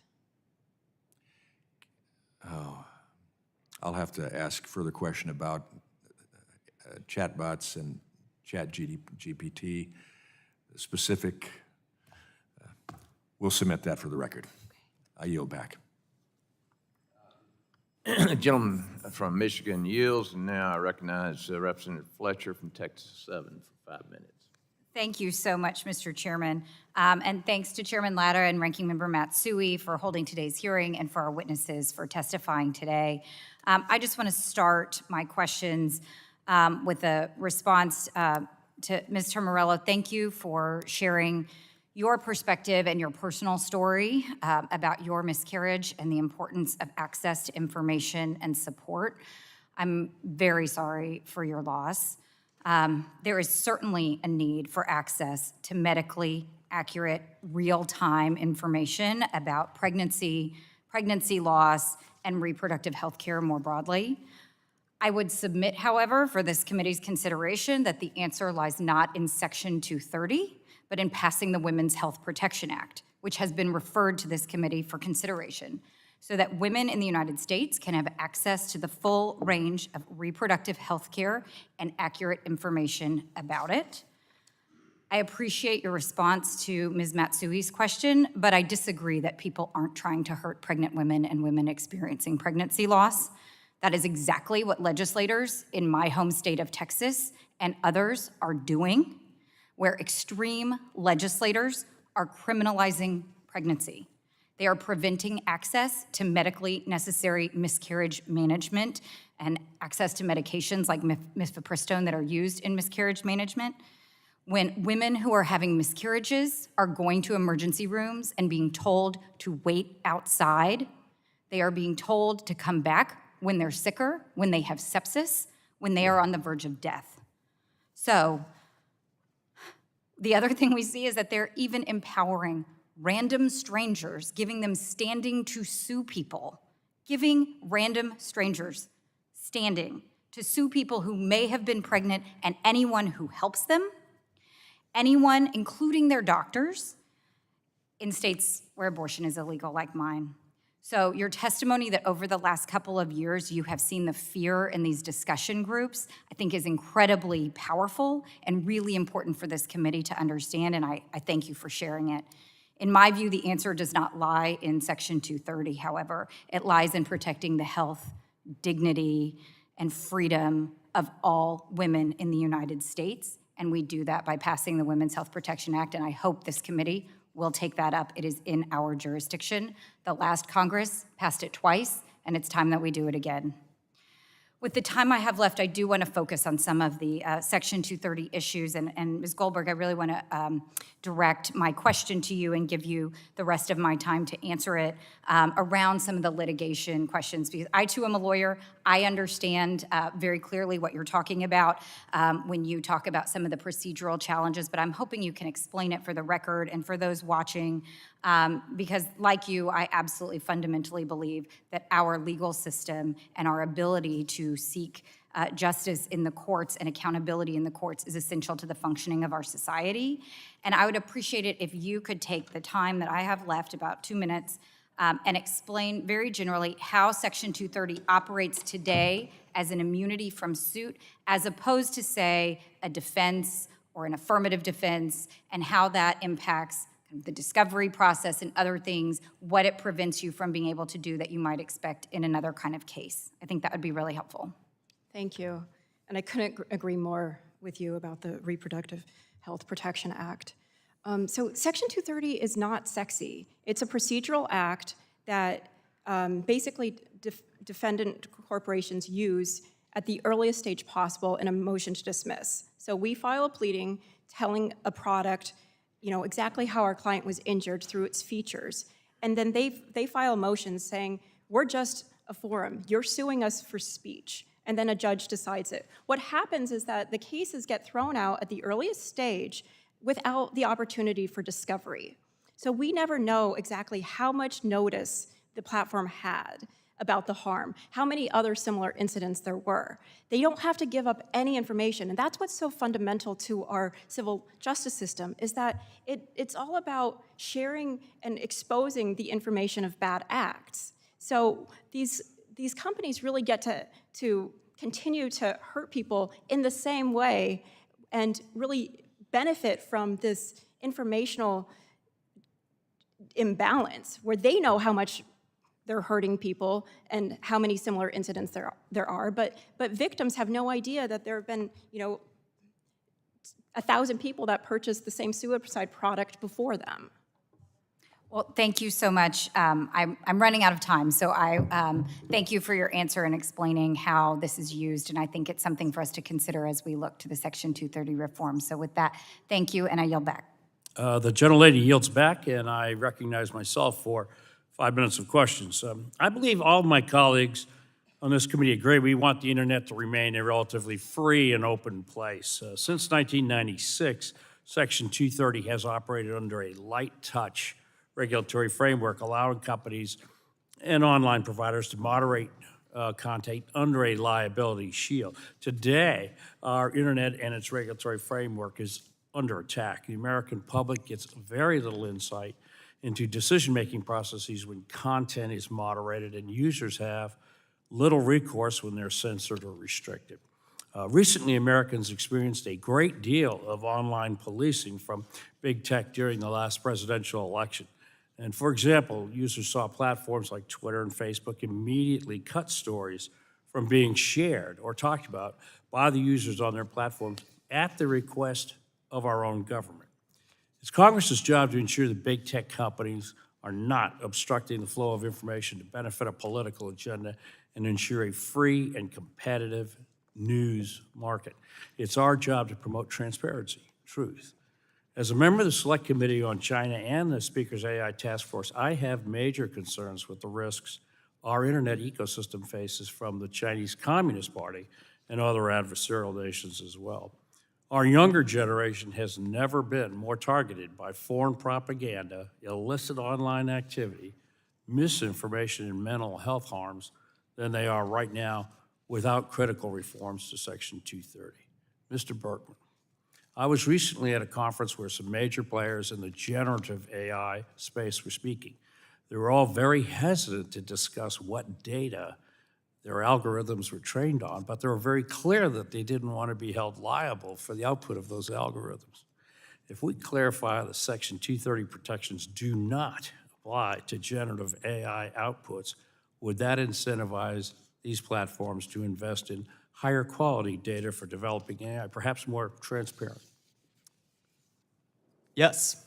Again, the immunity provisions right now that have been in place since 1996 create a severe imbalance in the business decision-making that every other industry is subject to. So that balance between profit and safety. And there is a danger in AI now from our perspective. The dangers you discussed, we've seen AI on social media platforms recommend to 13-year-olds that they should engage in adult relationships.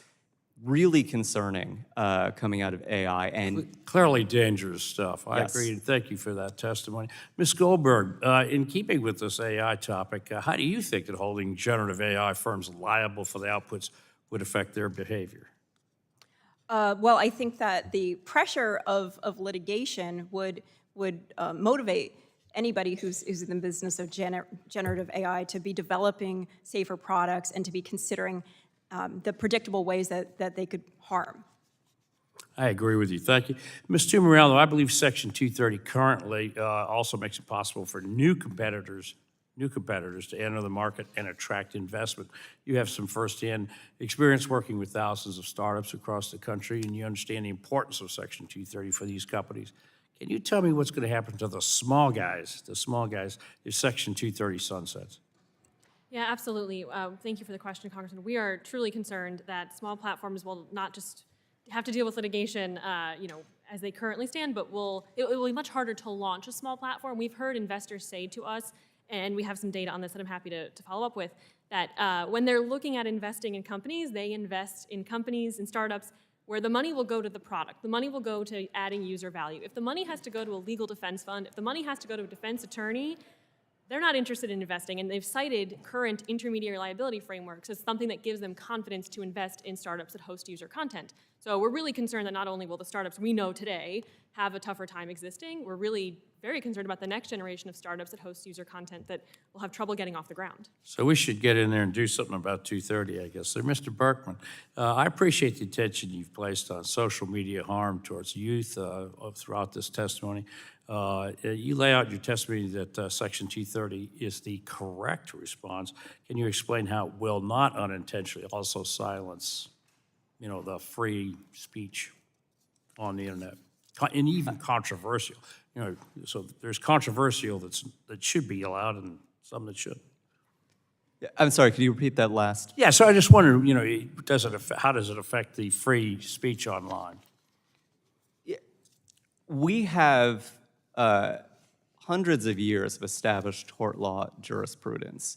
And what we're talking about here is negligent, gross negligent, and reckless business decisions on the part of the social media platforms. And so we believe the fears are really overblown in terms of impact on free speech that is happening over social media. Well, thank you very much for that. Our time has exceeded, and I will yield back, and we will call Ms. Dingell, please, for questioning. Thank you, Mr. Chairman.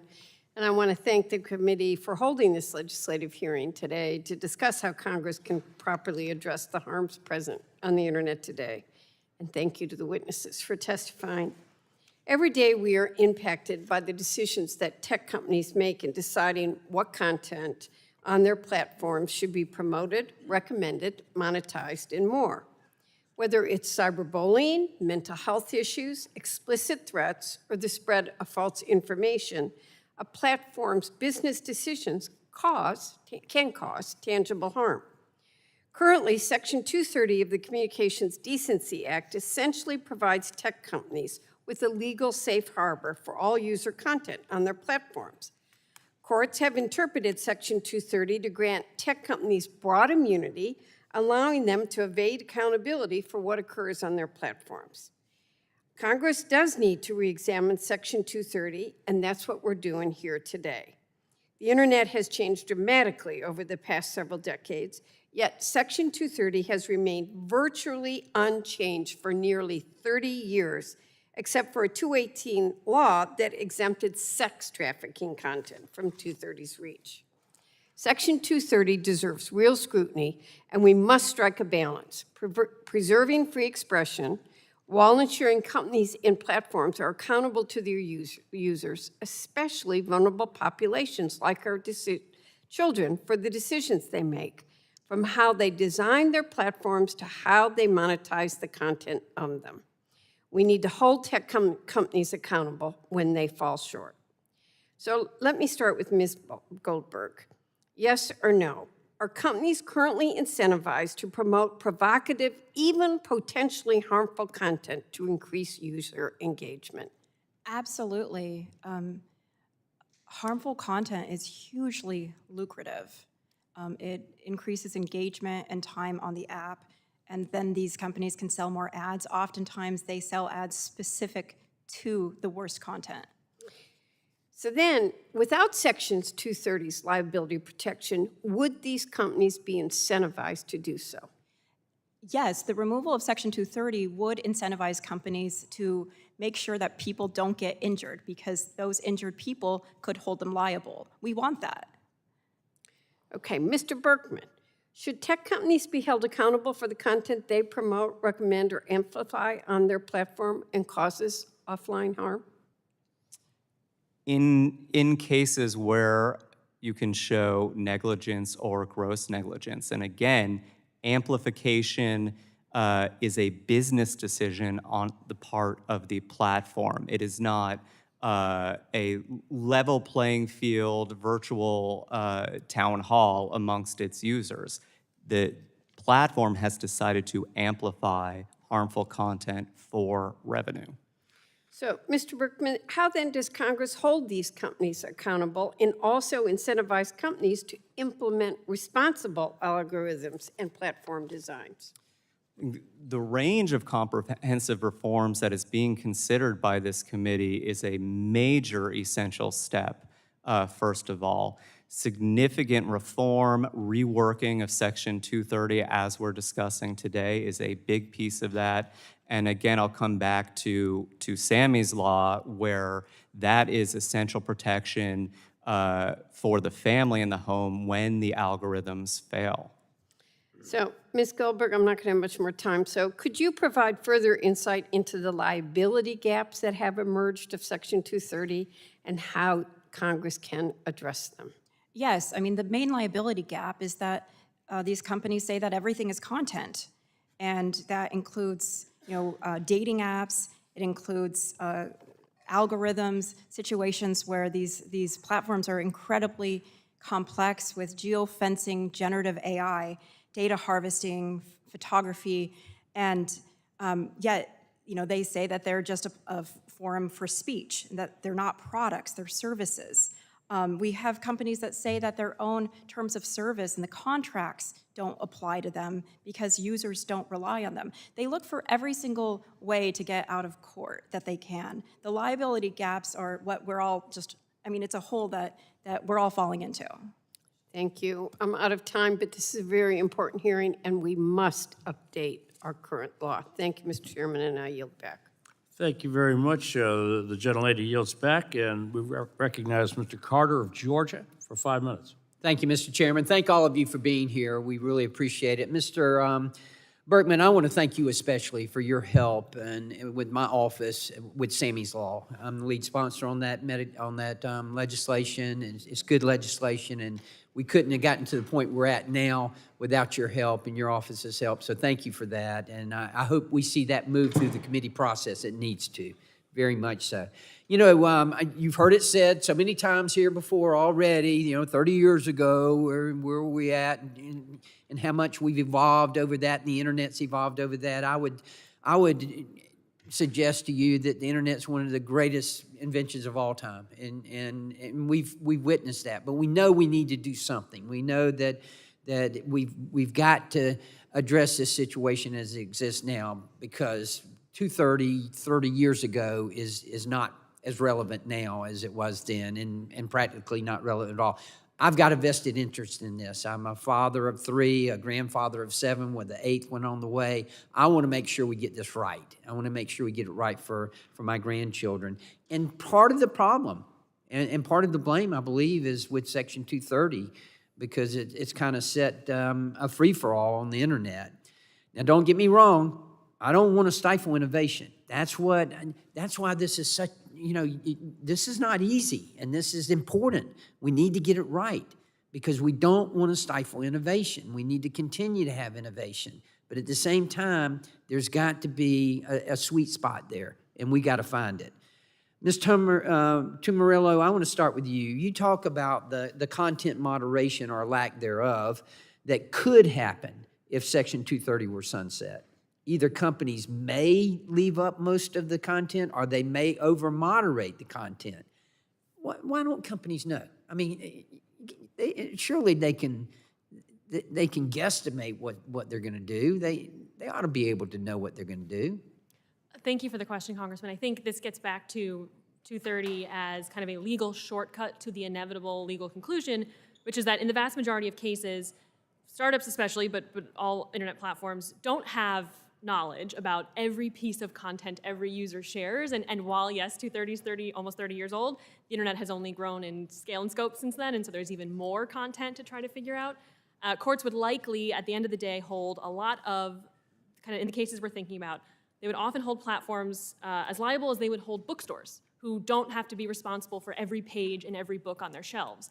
And so to avoid having distributor liability, platforms might bury their head in the sands and say, we don't have knowledge of this. We didn't know about this harmful content. We're not looking for it. We're not finding it. We don't know about it. We can't be held liable in court. I think that cuts against a lot of what this committee is looking to do in creating a safer, healthier Right. internet. And so that's one of the consequences of sunsetting Section 230. To your point, the other side is some platforms who are really invested in getting this right might over-remove, and we might see lawful, productive expression taken down online, and that's also a concern. Okay, Mr. Berkman, in your testimony, you directly quote several social media executives acknowledging the harms caused by their platforms. And we frequently hear that platforms don't have the capacity or the manpower to effectively protect the users, their users. What's it going to take? What's it going to take for the platforms to rise to the occasion? Yeah, well, first of all, thank you so much for your leadership on Sammy's Law, along with the other bipartisan co-leads. And that, therein lies the answer, is Congress needs to act and force them to, because we are seeing the prioritization of profits over safety. And when we're talking about innovation, one point I want to make here that's really critical is, if I want to go innovate and create a new type of car there, I am subject to normal tort law. If my business isn't capitalized sufficiently and I can't afford to put in seat belts and a car seat holder, I can't make that car and I can't sell it. And so if companies are going on the market and they're not able to be safe for consumers, especially children, that is an issue. And that's why Congress needs to really rework the regulatory framework here. Good, good. I've only got 30 seconds left. Ms. Goldberg, real quickly, Section C2 shields the platforms from liability for material that is considered to be obscene, lewd, filthy, excessively violent, and otherwise objectionable. Do you think otherwise objectionable is too broad? Well, Can you give me any examples how this has been used in court? Otherwise objectionable? I mean, the thing is that C2 is basically canceled out by C1 because everything in C2 is content, and C1 says that you can't sue a platform for content. So it's for decoration. You know, I remember Justice Stevens, I believe it was him who said, don't ask me to define pornography, but I know it when I see it. I mean, otherwise objectionable. Anyway, I'm out of time, and thank you, Mr. Chairman, and I yield back. Thank you all again for being here. I think the gentleman yields back, and now we recognize the gentlelady from New Hampshire for at least 5 minutes. Thank you very much, Mr. Chairman. I want to thank our subcommittee leader, Chair Latta, and Ranking Member Matsui for holding this very, very important hearing about protecting our families. As the founder and co-chair of the Bipartisan Task Force to End Sexual Violence, I'm particularly concerned about reports of online dating apps being used to commit sexual assaults and how Section 230 has prevented these survivors from seeking justice. I recognize that Section 230 is the bedrock of our modern-day internet, but Congress has the responsibility, and I think you're hearing this in strong bipartisan terms from this committee, to ensure that these legal protections are functioning as Congress originally intended. We did not intend a wide-open, Wild West internet. The protections that Section 230 provides online platforms should not extend to bad actors and particularly online predators. Mr. Berkman, I know you're a strong supporter of ending Section 230. If Section 230 sunsets, how do you see this change benefiting children and young people as they navigate the online world? Thank you, Representative. I appreciate the question. So again, we're seeing harms exploding on social media that are significantly impacting children. You mentioned sexual predation. The FBI has reported a significant increase in sextortion. Online enticement of minors has increased over 300%, according to NCMEC. And so there is a range, and that's just the tip of the iceberg, so a range of these harms. Now, reworking Section 230 so that there is liability on clear, bad faith business decisions on the part of the social media platforms, which is happening across the industry today, is essential to protect American families, particularly our children. Thank you so much, and I agree. We need to take action to protect children online as well as young people and adults. It's a really painful part of our society right now, and we owe that obligation. Ms. Goldberg, in your testimony, you mentioned that Section 230 has grown to be a near absolute liability shield for tech companies. Will sunsetting Section 230 better protect the American public? Sunsetting Section 230 will better protect the American public. I mean, just, I thank you so much for your work on sexual violence. And some of the worst actors that we see at my firm are the dating apps.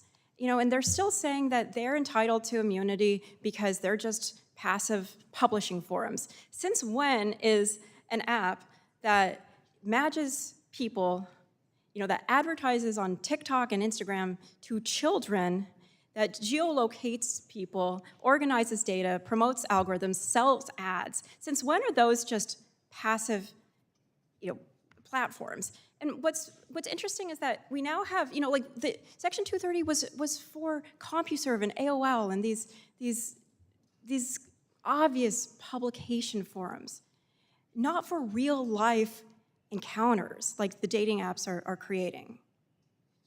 So this is for either one of you. As we work to place more accountability on internet platforms so that they better protect individuals, including children and our families, and promote safe spaces online, what recommendations do you have for Congress to ensure that these platforms best serve the American public?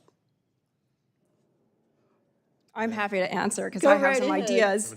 I think the most important thing is we have to look at the wrongdoers. There's companies that are just in the business to be malicious. And then there's companies— Evil intent. That just have ill intent. Companies that just create that their whole product is creating deep fakes, or that, entire websites promoting suicide.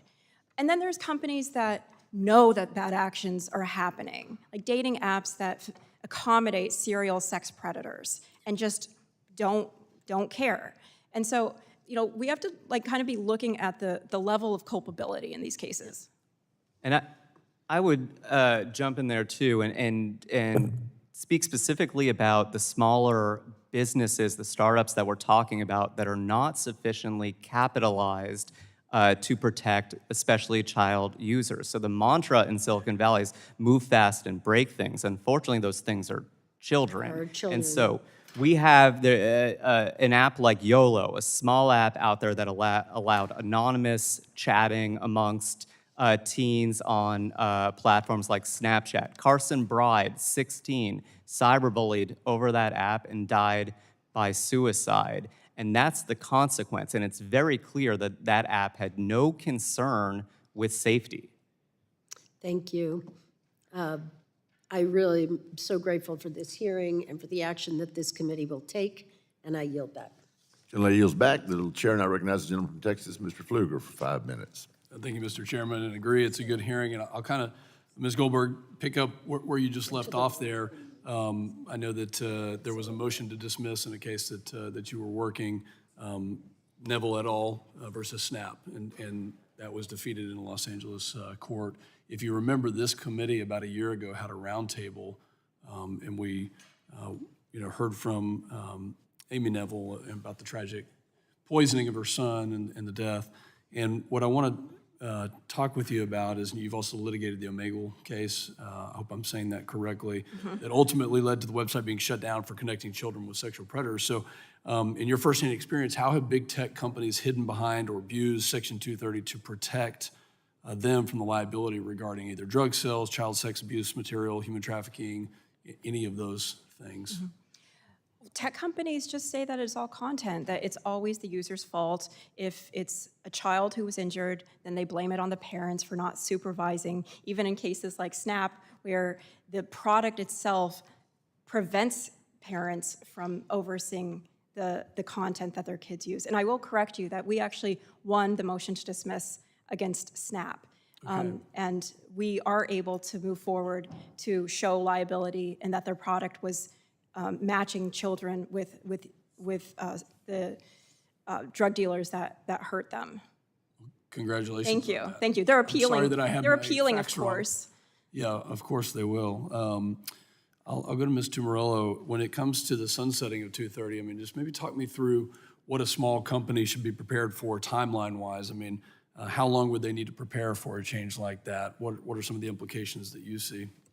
Thank you for the question, Congressman. So like I said in my testimony, we know that startups already invest proportionally more in content moderation. They absolutely have to if they want to see user growth. Nobody the startups and Engines Network are all trying to be responsible, good actors. Content moderation is incredibly time-consuming and expensive. As startups scale, they have to start hiring. I mean, Facebook talks about the tens of thousands of content moderators they have. Google very famously has spent $1 million and more on their copyright detection software on YouTube. So these are all things that are realistically out of reach for startups.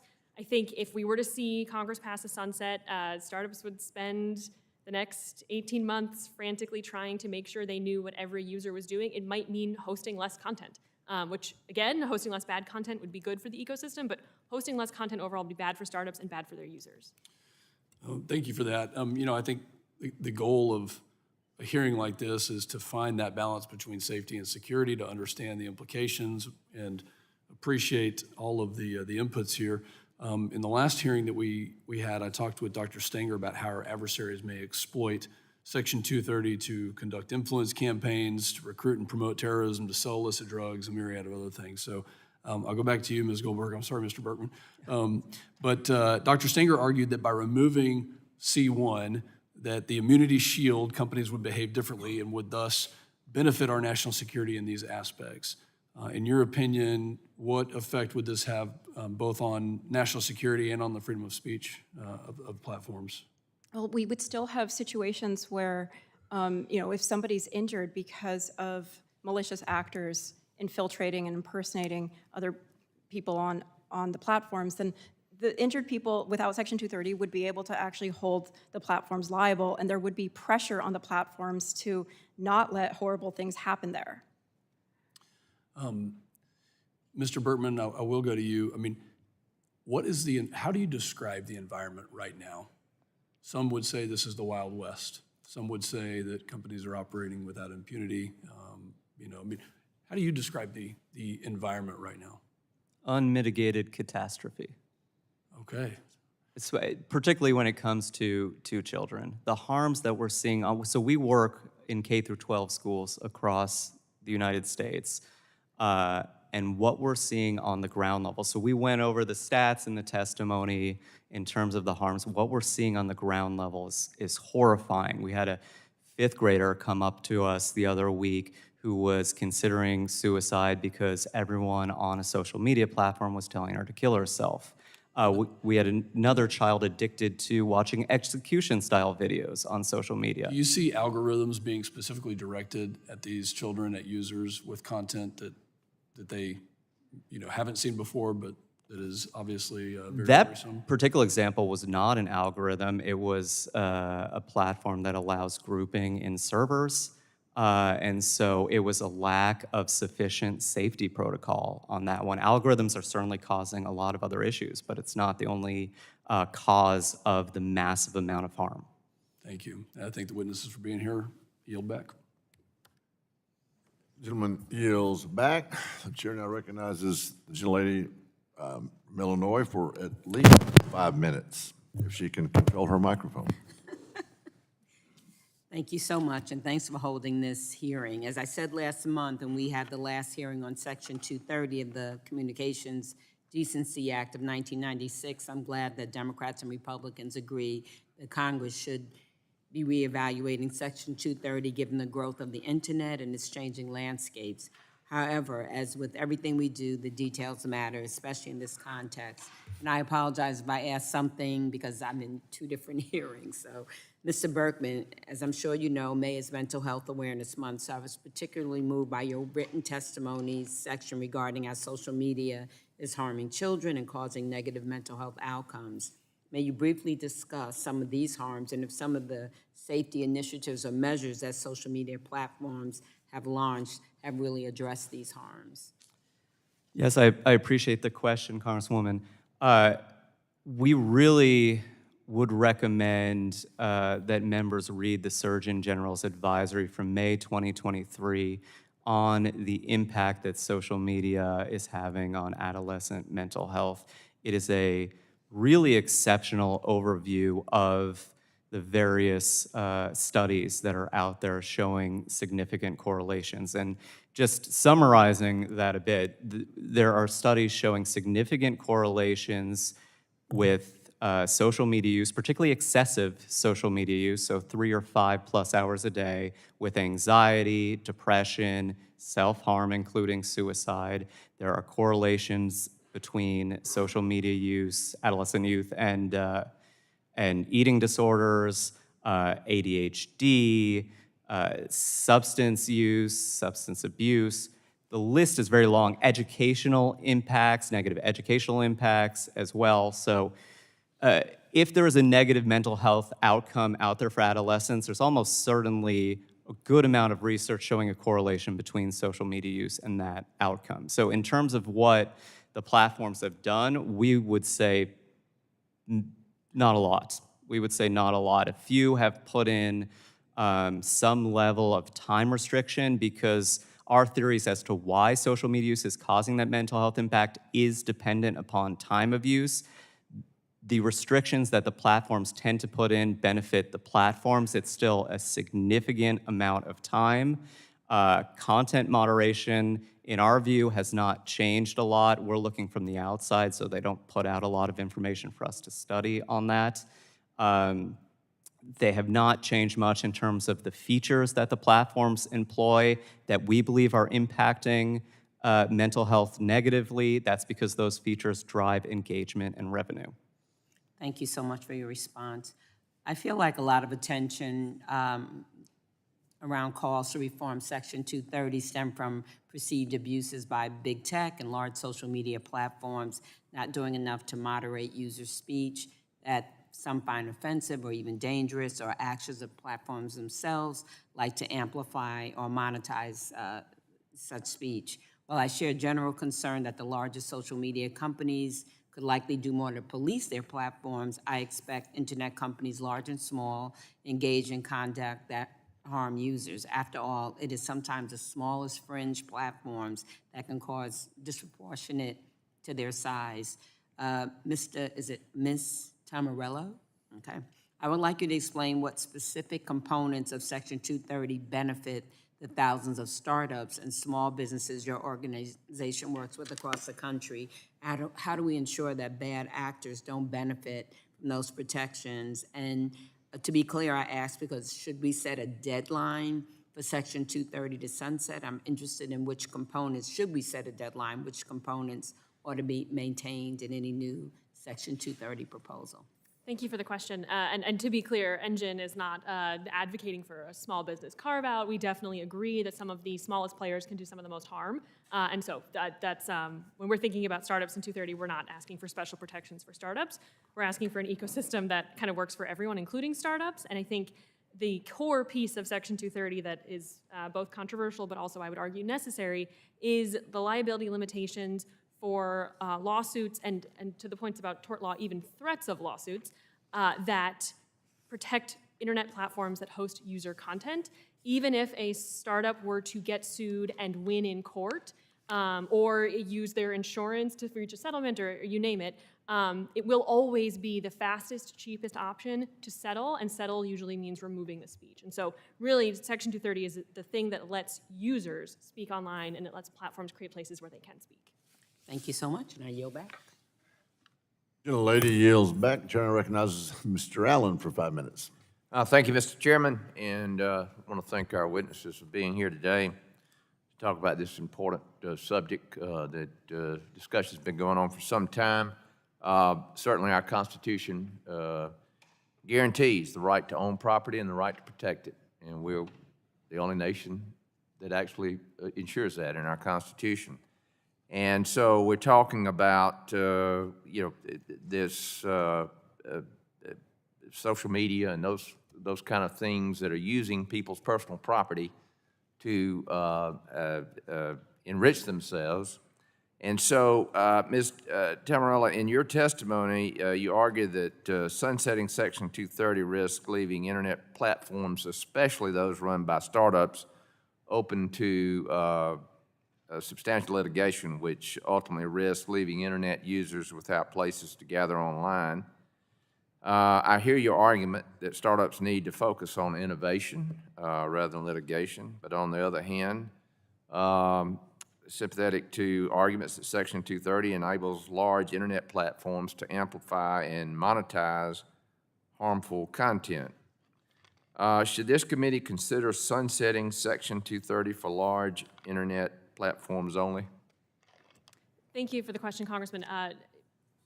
It's not my job or interest to defend large tech companies, and so I won't speak for kind of what a sunset would mean from them from an engine perspective. We certainly have startups that use large platforms to reach consumers and users, and their activity could be impacted. But I will just note the personal story I told in my oral testimony was about how I was able to rely on things like Facebook groups, private Facebook groups, to access needed support and information. And so I think from a user perspective, sunsetting Section 230 only for large companies runs the same risk as sunsetting 230 for everyone, and that will harm user expression. I'm interested to see the limits of Section 230 as it applies to internet innovations. For example, we're seeing disruptors and innovators emerge in the search space, such as Perplexity, which uses generative AI technologies to produce consolidated responses to search queries. Ms. Tummarello, should AI-generated responses to users' search queries be protected? That is an emerging field not only of technology but also of legal interpretation, and so I'm hesitant to take a position. I definitely think there's compelling arguments that it shouldn't be covered by 230. I will say generative AI tends to be talked about in the context of ChatGPT and Midjourney and things that kind of create things that replace human creations, but we have a lot of startups using generative AI for like chatbot responses for hotel guests that tell you when the pool is open. And so I worry that any conversations about generative AI focused on some of the edge cases would impact the whole ecosystem. Let me ask you about this. What about if sources for components to the AI-generated response are provided so that it's clear the response comprises third-party content? Should Section 230 shield these outputs? I'm sorry, could you repeat the question? What about if sources for components of the AI-generated response are provided so that it's clear the response comprises third-party content? In other words, it's clear. Should Section 230 shield these outputs?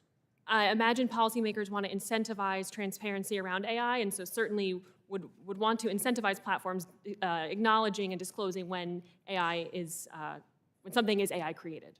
Ms. Goldberg, in your written testimony, you noted that the financial pressures typically imposed by consumers' safety standards are almost non-existent. Consequently, online companies have no incentive to prevent injuries, intervene when harm is underway, invest in infrastructures and staffing to moderate harm, or innovate for safer products. Some have proposed that sunsetting Section 230 would incentivize internet firms to prioritize amplifying professional content like news content because they would have greater confidence and it is legally sound. News content must go through an editorial process prior to publication, after all. Could this sunset be beneficial for consumers since outputs might be safer? The sunset would definitely prioritize consumer safety.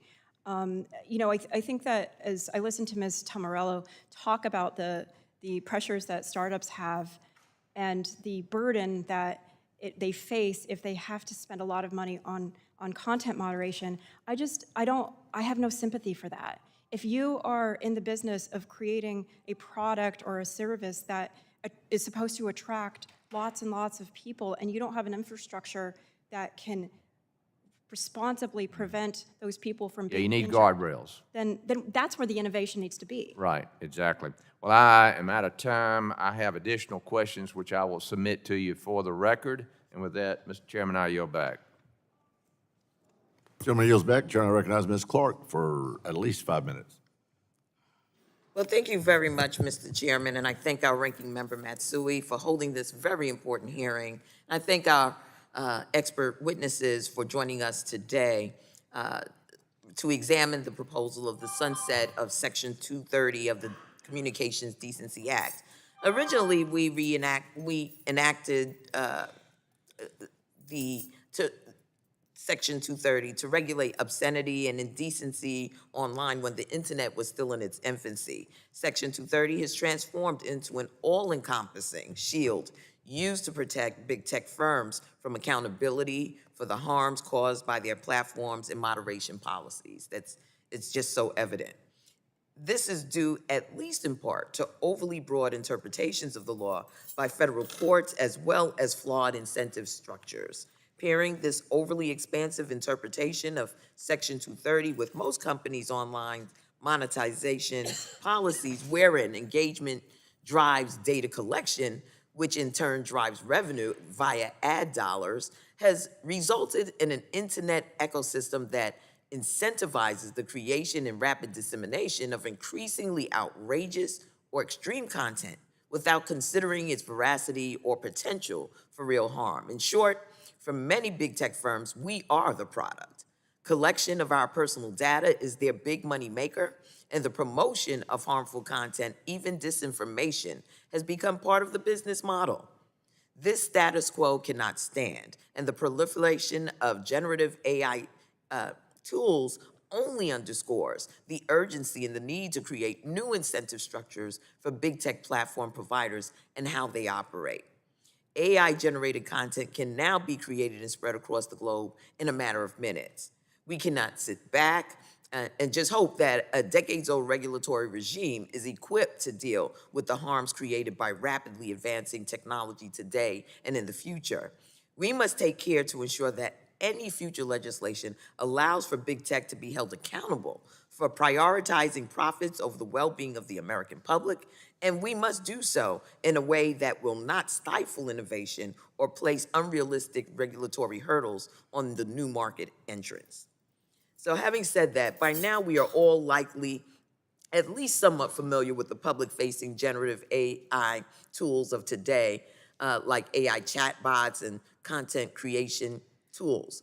What may not be as well understood among the public is the role AI can play behind the scenes in terms of things like engagement algorithms on social media and other automated decision systems related to consumers' access to education, vocational training, employment, essential utilities, financial services, healthcare, housing, and more. So my question is first directed to Ms. Goldberg, but to all of our witnesses, and you're welcome to respond. Ms. Goldberg, given your experience working with those harmed by online platforms, how has Section 230 been applied thus far in the brave new world of generative AI and its ever-expanding list of new use cases? And is Section 230 starting to lose relevance as more firms roll out new AI tools likely not protected by Section 230? I wish I had more time to answer those great questions. But I think the advent of generative AI is going to elicit harms that we can't even comprehend. And already we have products like Snap that have AI that's aimed at children, chatbots that can elicit children to provide their deepest, darkest secrets. And we don't know how they're going to use that and how they might be blackmailing kids with it or inducing them to have suicide. Section 230 right now is going to be used by all these companies as a reason to not be held liable. Did you want to respond? Sure. 44 seconds. I'll go quick. We're really early in the rollout here, and we've already seen extremely concerning examples, like Ms. Goldberg just mentioned. The Snapchat AI bot was using harmful content with children. And I think this is the tip of the iceberg, and I'm really appreciative that this committee is prioritizing this concern. Did you want to respond, Ms. Tummarello? Yeah, very quickly, just want to add, a lot of the startups in our network are actually using AI to find and remove harmful content. And to be clear, I don't think any startup in our network thinks that it's a burden to have to host and moderate content in a way that helps users. Like I said several times, they actually proportionally invest more than larger companies. I think the concern where it would be a burden is if a startup had to worry about perfectly moderating content every single time a user uploaded a photo, a comment, a review, you name it, in real time, or risk giving rise to liability under a lawsuit. Very well. Thank you, Mr. Chairman. I yield back. Gentlelady yields back. The chair now recognizes the gentleman from Idaho, Mr. Fulcher, for 5 minutes. Thank you, Mr. Chairman. To the panel, thank you for being here. And as some have said, we bounce in and out of committee, so forgive the repeat if there is one. But did have a chance to go through your testimony and hear a good part of your responses. So thank you for your participation. Got a question for Ms. Goldberg. When social media companies flag or remove content, is there any reporting requirement whatsoever necessary for that? If they do that under current rules? Under current law, there's no requirement that social media companies report to anybody what content they remove. Because, frankly, I suspect there's a fair amount of that happens. So if that were to happen, with your understanding of current rules, would a plaintiff be able to obtain information if they, in any way, if they sued or any other means from that platform under the current rules? Under current rules, for a plaintiff to sue, there would have to be something that they're suing about, a cause of action and a way that they've been harmed. And then to get the information, they would have to subpoena the platform. Which doesn't sound like a simple or easy process. It's not simple or easy, and it's the biggest deterrent to litigation is how expensive, cumbersome, and invasive litigation is for plaintiffs. Yeah, okay. So I'm admittedly, especially after hearing the testimony today, I am concerned over the degree of protection that social media companies have from liability. And there's benefits of that shield, I'm sure, but if 230 is sunsetted, and there's not reform, do you believe that well, what happens next? Maybe that's a better way to ask. If it's sunsetted under the current rules, then what happens next? With the current liability framework, can the system handle that? Absolutely, because the removal of Section 230 does not create liability. It just means that somebody who's been terribly injured can plead and accuse a company of being responsible for that injury. They still have to go to court, they have to prove their case, and that can take years. There's not going to be some sort of mythical rush to the courthouse by millions of people because, I mean, there has to be an injury. Thank you for that. So I'm going to go to Mr. Berkman and just maybe get your input on this a little bit. I'm not exactly a search engine hound, but like a lot of people, I'll purchase something online periodically and whatnot. And this may not be right up your area of expertise, but my guess is you're going to have a take on it.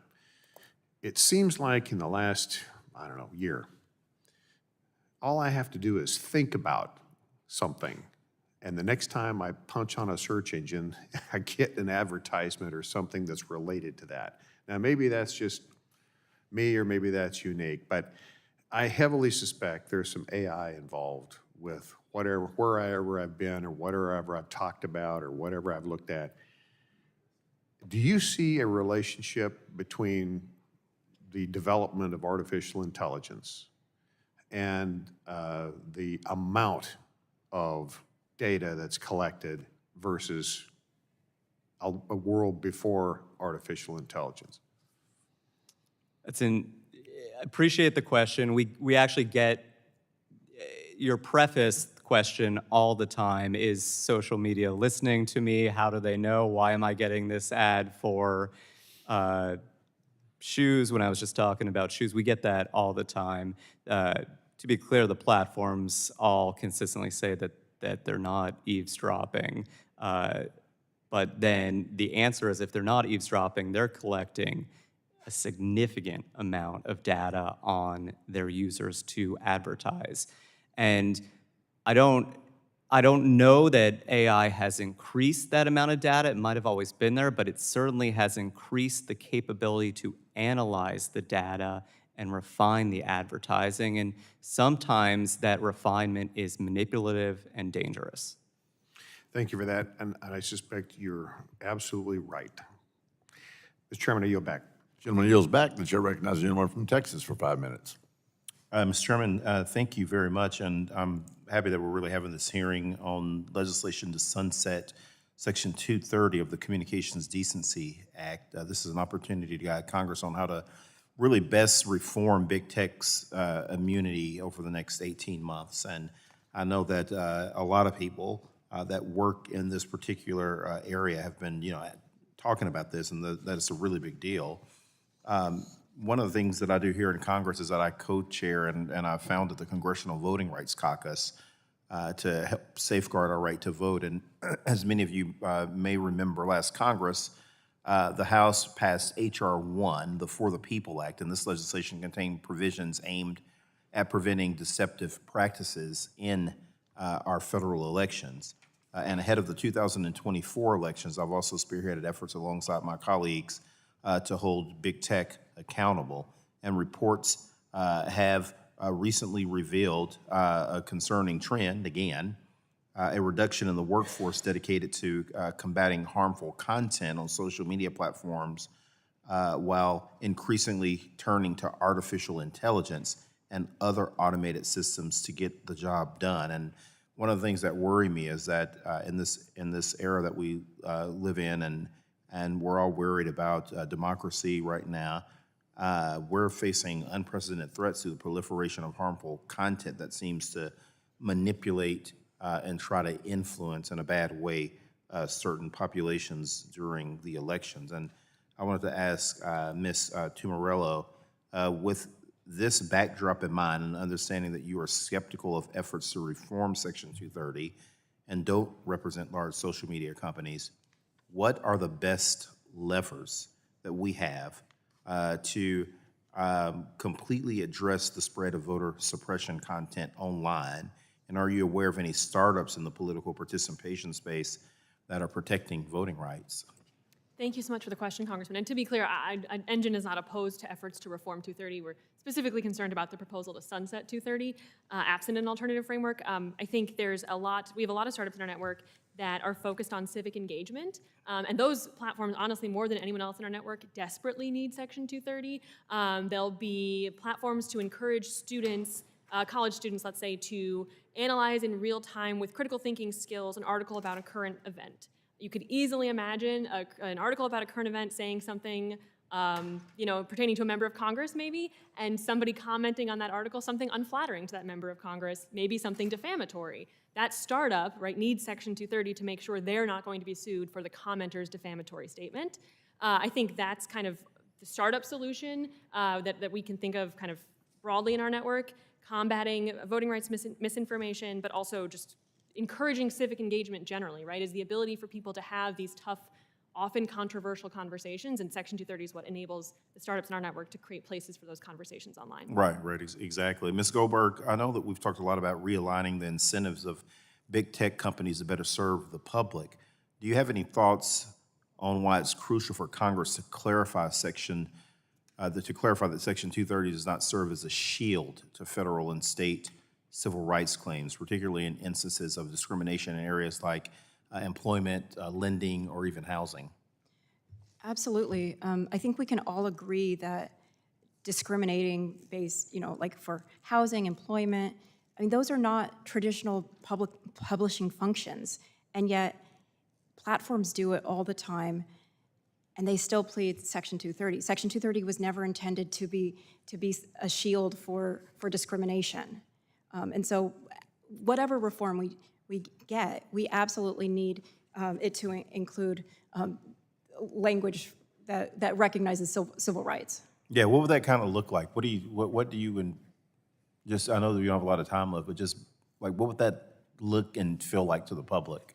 Well, we need any reform to recognize the difference between content and conduct. So discrimination or just sending ads to just certain types of people, like that is conduct of the platform. It's not content that somebody's posting. And so the biggest thing that we have to be looking at is the person's right to sue for the platform's own conduct.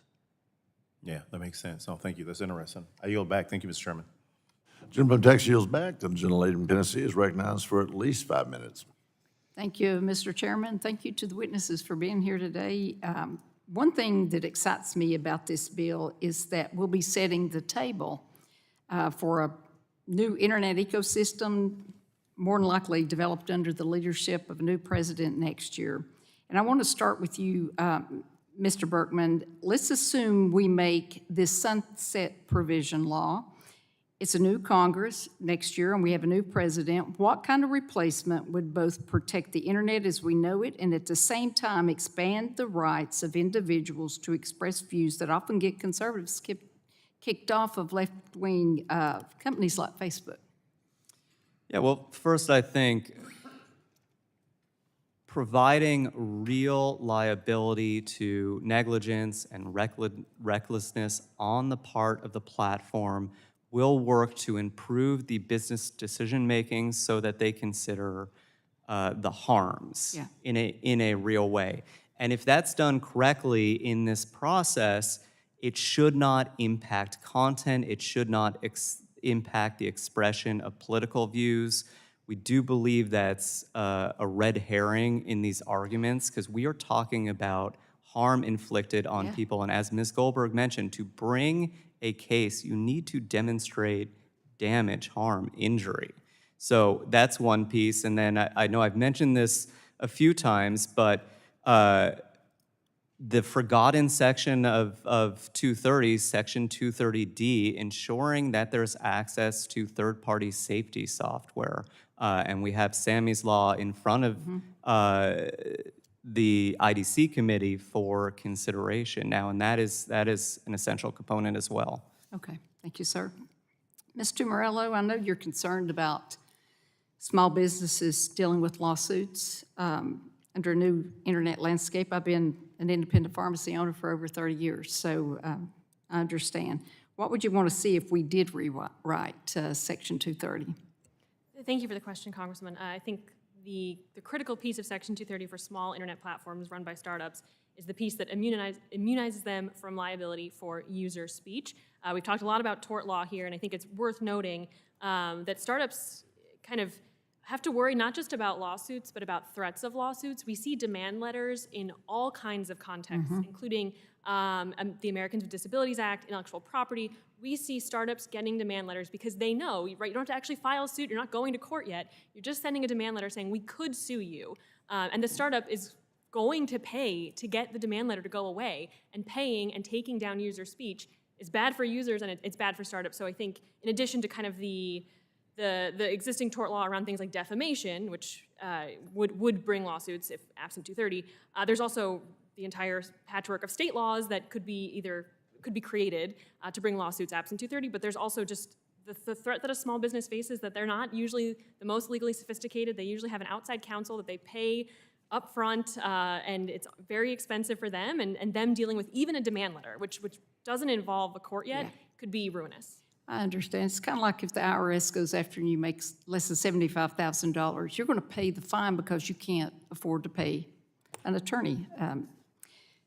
Mr. Berkman, I'm going to go back to you. Sometimes comments are turned off for certain posts, where under the same site, comments are allowed on most posts. Should preventing comments on select posts open a site up for suit?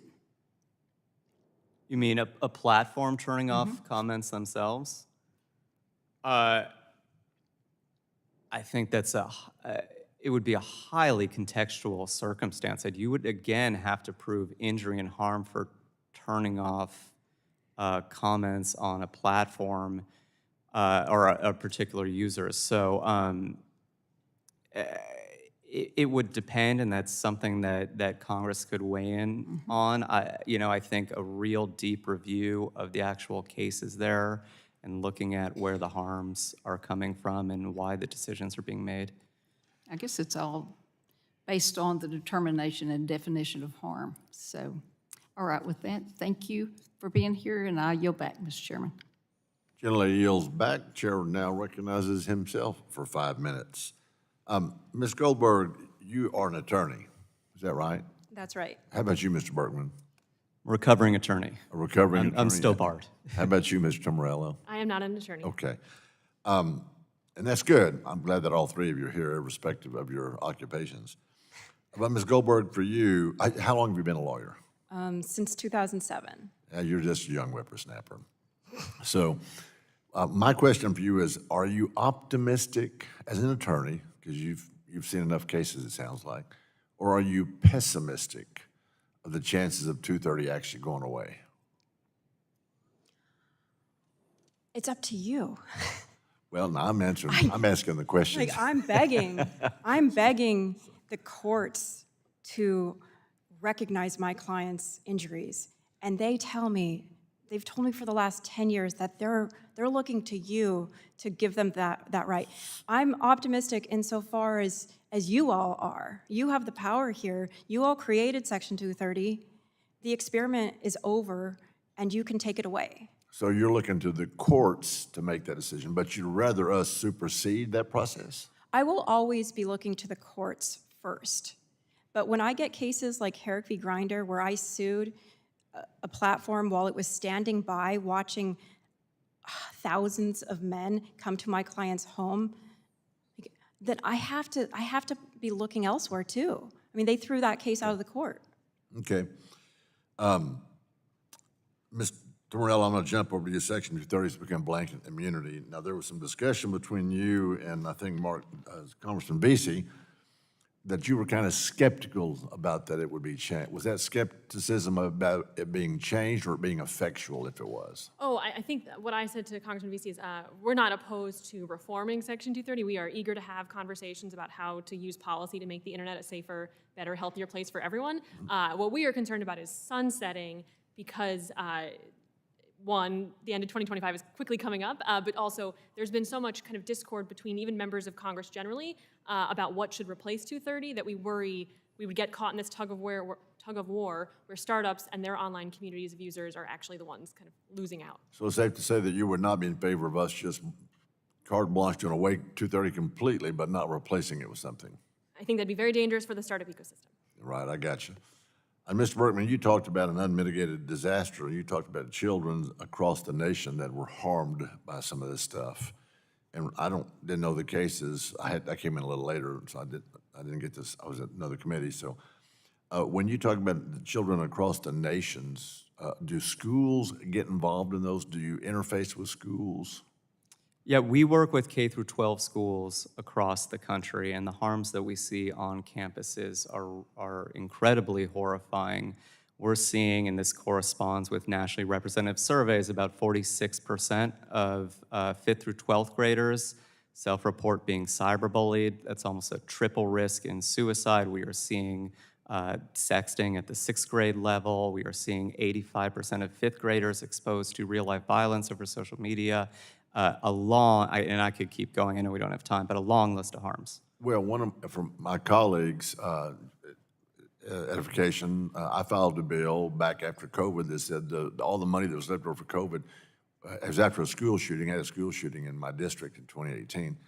Some of that money should be taken and actually hiring a counselor, not about grades, not about those kinds of things, but a counselor who would go into a social media counselor who would monitor the kids in that school. If that's, would y'all consider that? I go to the attorney here first, Ms. Goldberg. Would you consider that a violation of privacy if we were trying to monitor to try to deflect some of these problems, or prevent them, I should say?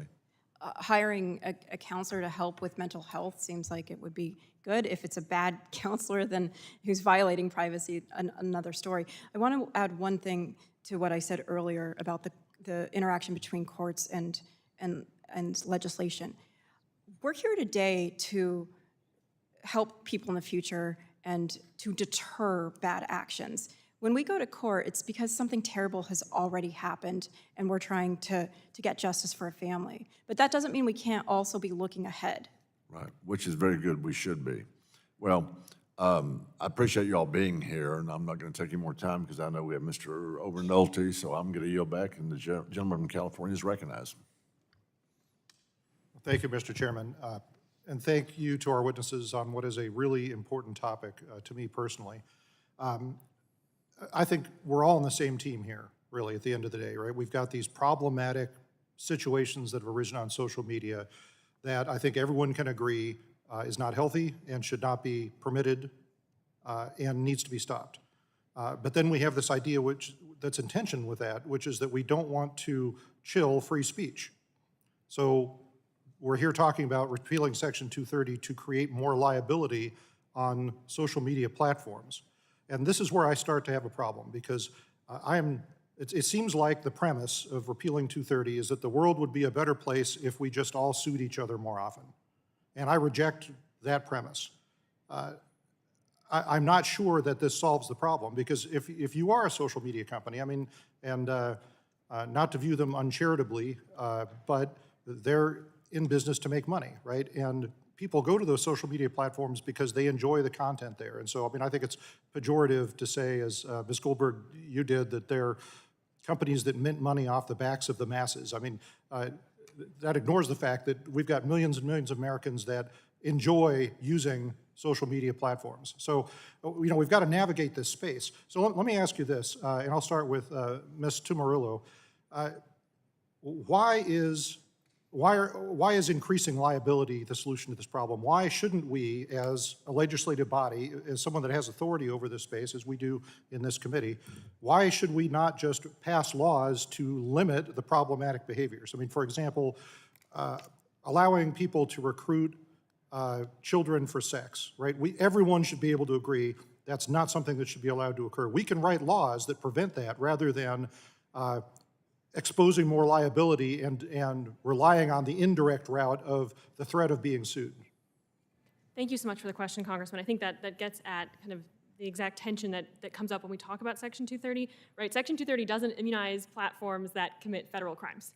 That is already the truth.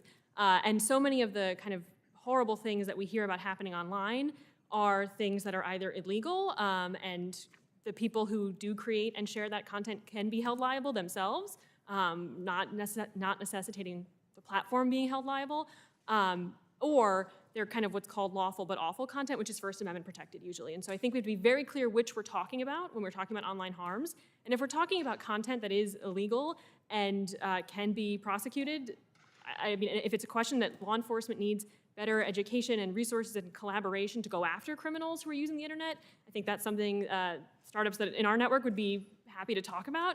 But I worry that Section 230 does end up chilling free expression, because ultimately the platforms who are least equipped to deal with even threats of litigation will just take user speech down. And I don't know that that's to the betterment of the internet overall. Right, yeah, that's the problem that we're having. Okay, so we're agreeing that there are cases where content is clearly unlawful, and we can solve this problem in other ways than just expanding liability. So let's talk about the more edge cases. And Mr. Berkman, you brought up a few of them in your testimony. You talked about eating disorder content that's had some really harmful effects on children. You brought up the fact that 46% of teens report being cyberbullied. So let's talk about cyberbullying, right? Because this is a huge problem. So, you know, a teenager posts on social media, I thought your shirt was awful yesterday. And, you know, the teen that wore the shirt says, hey, I'm being cyberbullied, you know, I feel very uncomfortable. And, you know, the other teen said, hey, I wasn't trying to hurt your feelings, I just said your shirt is awful. Like, so how do we navigate that, right? Because this is something we can all agree, cyberbullying is terrible, but, you know, at what point does it infringe on free speech? Yeah, well, all of the speech we're talking about, regardless of whatever happens with Section 230, is protected under the First Amendment, first of all. But okay, so let me ask you specifically. Yeah. In a perfect world, what is the social media? What is the social media company's obligation with respect to that content? They should be enforcing their terms of service in a responsible manner with a sufficient amount of trust and safety staff. And so the issue is that we see severe cyberbullying cases across the country that continues to stay up. And if only it were just, I don't like your shirt. Usually it's kill yourself, I hate you. Okay, so you say the person that's told to kill themselves say I'm being bullied, and the social media company at that point should take the content down. Yep, once there's actual notice of cyberbullying that violates a platform's terms of service, they need to take that down, and that's a severe risk to that child. Nate Bronstein in Chicago was being cyberbullied by hundreds of other teens throughout the metropolitan area with kill yourself messages and others, the content kept expanding throughout the platform that was being circulated on. Right, okay, well, I mean, again, this is something that we can solve a different way than just expanding liability. If we wanted to make a law that says, if someone asks you to take content down, you have to take it down if it falls into these categories, we could do that. We don't have to get rid of all of Section 230. But I'm out of time, I want to be respectful, but you know, this is the basic problem that we're having. And I want to thank you for your testimony. I yield back. Gentleman yields back. The chair now recognizes the gentlelady from Iowa, Ms. Miller Meeks, for at least 5 minutes. Thank you, Chairman Weber and Ranking Member Matsui, for holding this hearing today. And I want to also thank our witnesses for testifying before the subcommittee.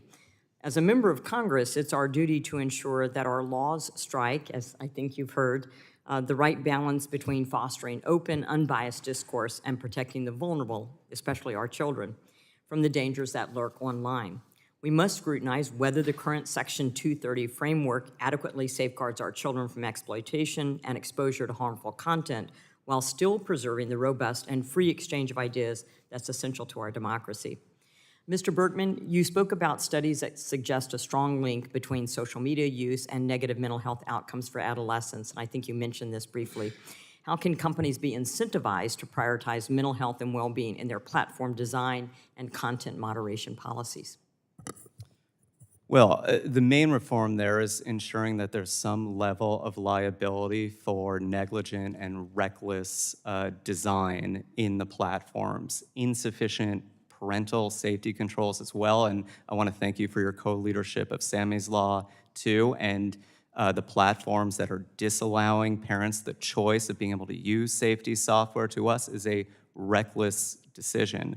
And so putting in some level of liability there is going to change that business calculus and is going to protect millions of children from these harms.